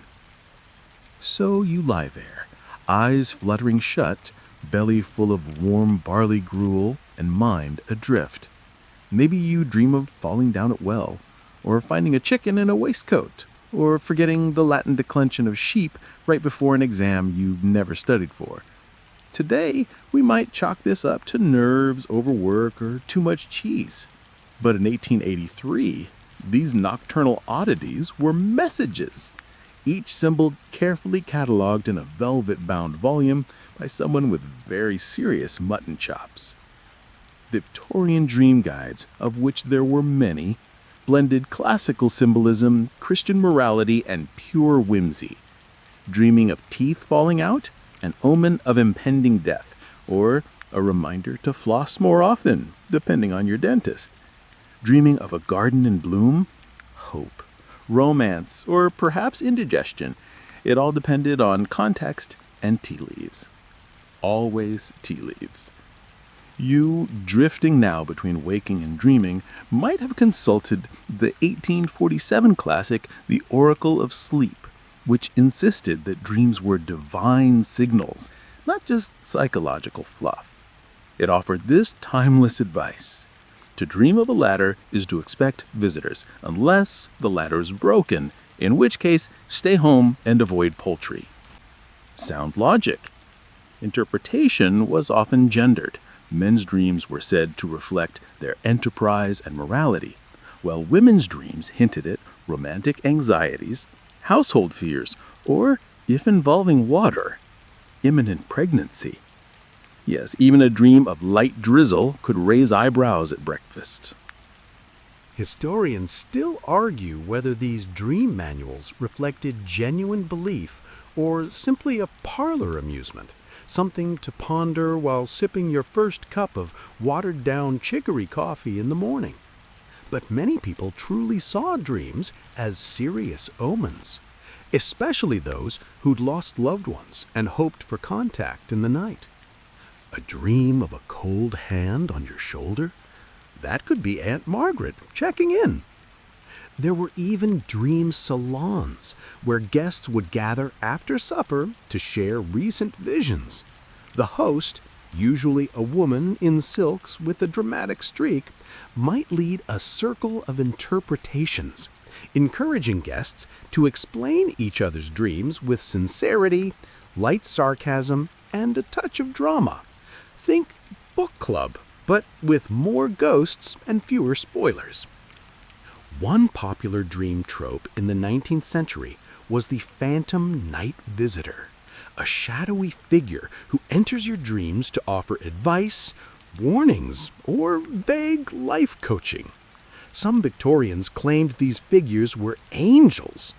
Others insisted they were just overworked butlers who appeared out of guilt.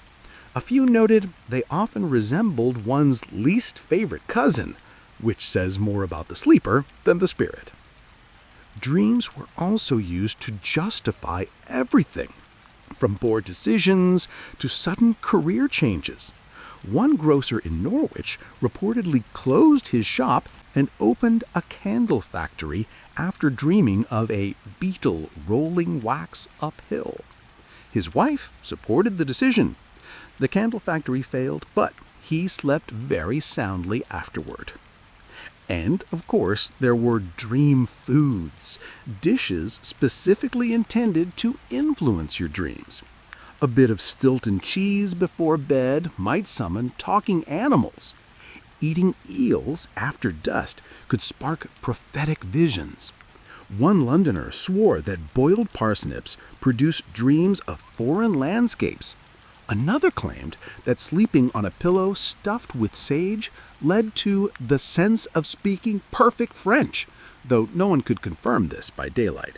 Even your bed placement affected dreams. Some guides advised aligning your bed with cardinal directions. East-west promised peaceful dreams. North-south, restless tossing and thoughts of betrayal. Slanted beds or round mattresses were practically inviting poltergeists in.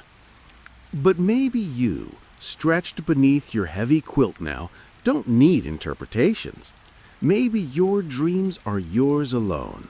Strange, shimmering places filled with details only you could imagine.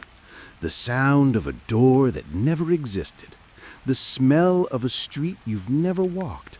A voice you've never heard, calling your name in the softest possible whisper. So you drift now, past lavender-scented sleep, past goose-feather pillows and hand-painted dream guides, past even the clattering of horse hooves on foggy cobblestones. The world hushes around you. Let the final notes of this long, lulling tale wrap you up. Your journey through the peculiar, proper, and endearingly odd world of Victorian insomnia is complete. Sleep well, dream gently, and remember, if you dream of a ladder and a chicken in a waistcoat, perhaps it's time to change your bed sheets or start a new chapter. Now let your breath soften. Let the weight of history settle gently into the folds of your bedding. You've wandered through lamplit bedrooms and handwritten journals, through teacups steeped in valerian root, and dream books tucked beneath embroidered pillows. There's no more need to follow. No more strange elixirs, no more crooked alarm clocks or ticking mantelpieces. Just stillness now. The rustle of Victorian gowns fades, the hiss of a candle extinguishing, the scent of chamomile, barely there, as if memory had a smell. The streets outside are silent, even the horses are asleep. Even the dreams have curled into themselves, waiting for your mind to open just enough for them to tiptoe in. You are safe here. No doctors with tonic bottles. No neighbors knocking at midnight to borrow a sprig of thyme. Only your breath, slow and steady. Only the cool side of the pillow flipped just right. Time bends a little in this place between wake and sleep. One moment, you're holding a brass candlestick. The next, you're floating above rooftops, watching chimney pots tilt like hats. Let them. Let everything melt into the soft hum of your own breathing. And if your thoughts still wander, if they loop or flicker like old film reels, don't chase them. Let them pass, like carriages down a foggy lane, wheels muffled on wet cobblestones. You are allowed to rest. You have earned your peace. Sleep now.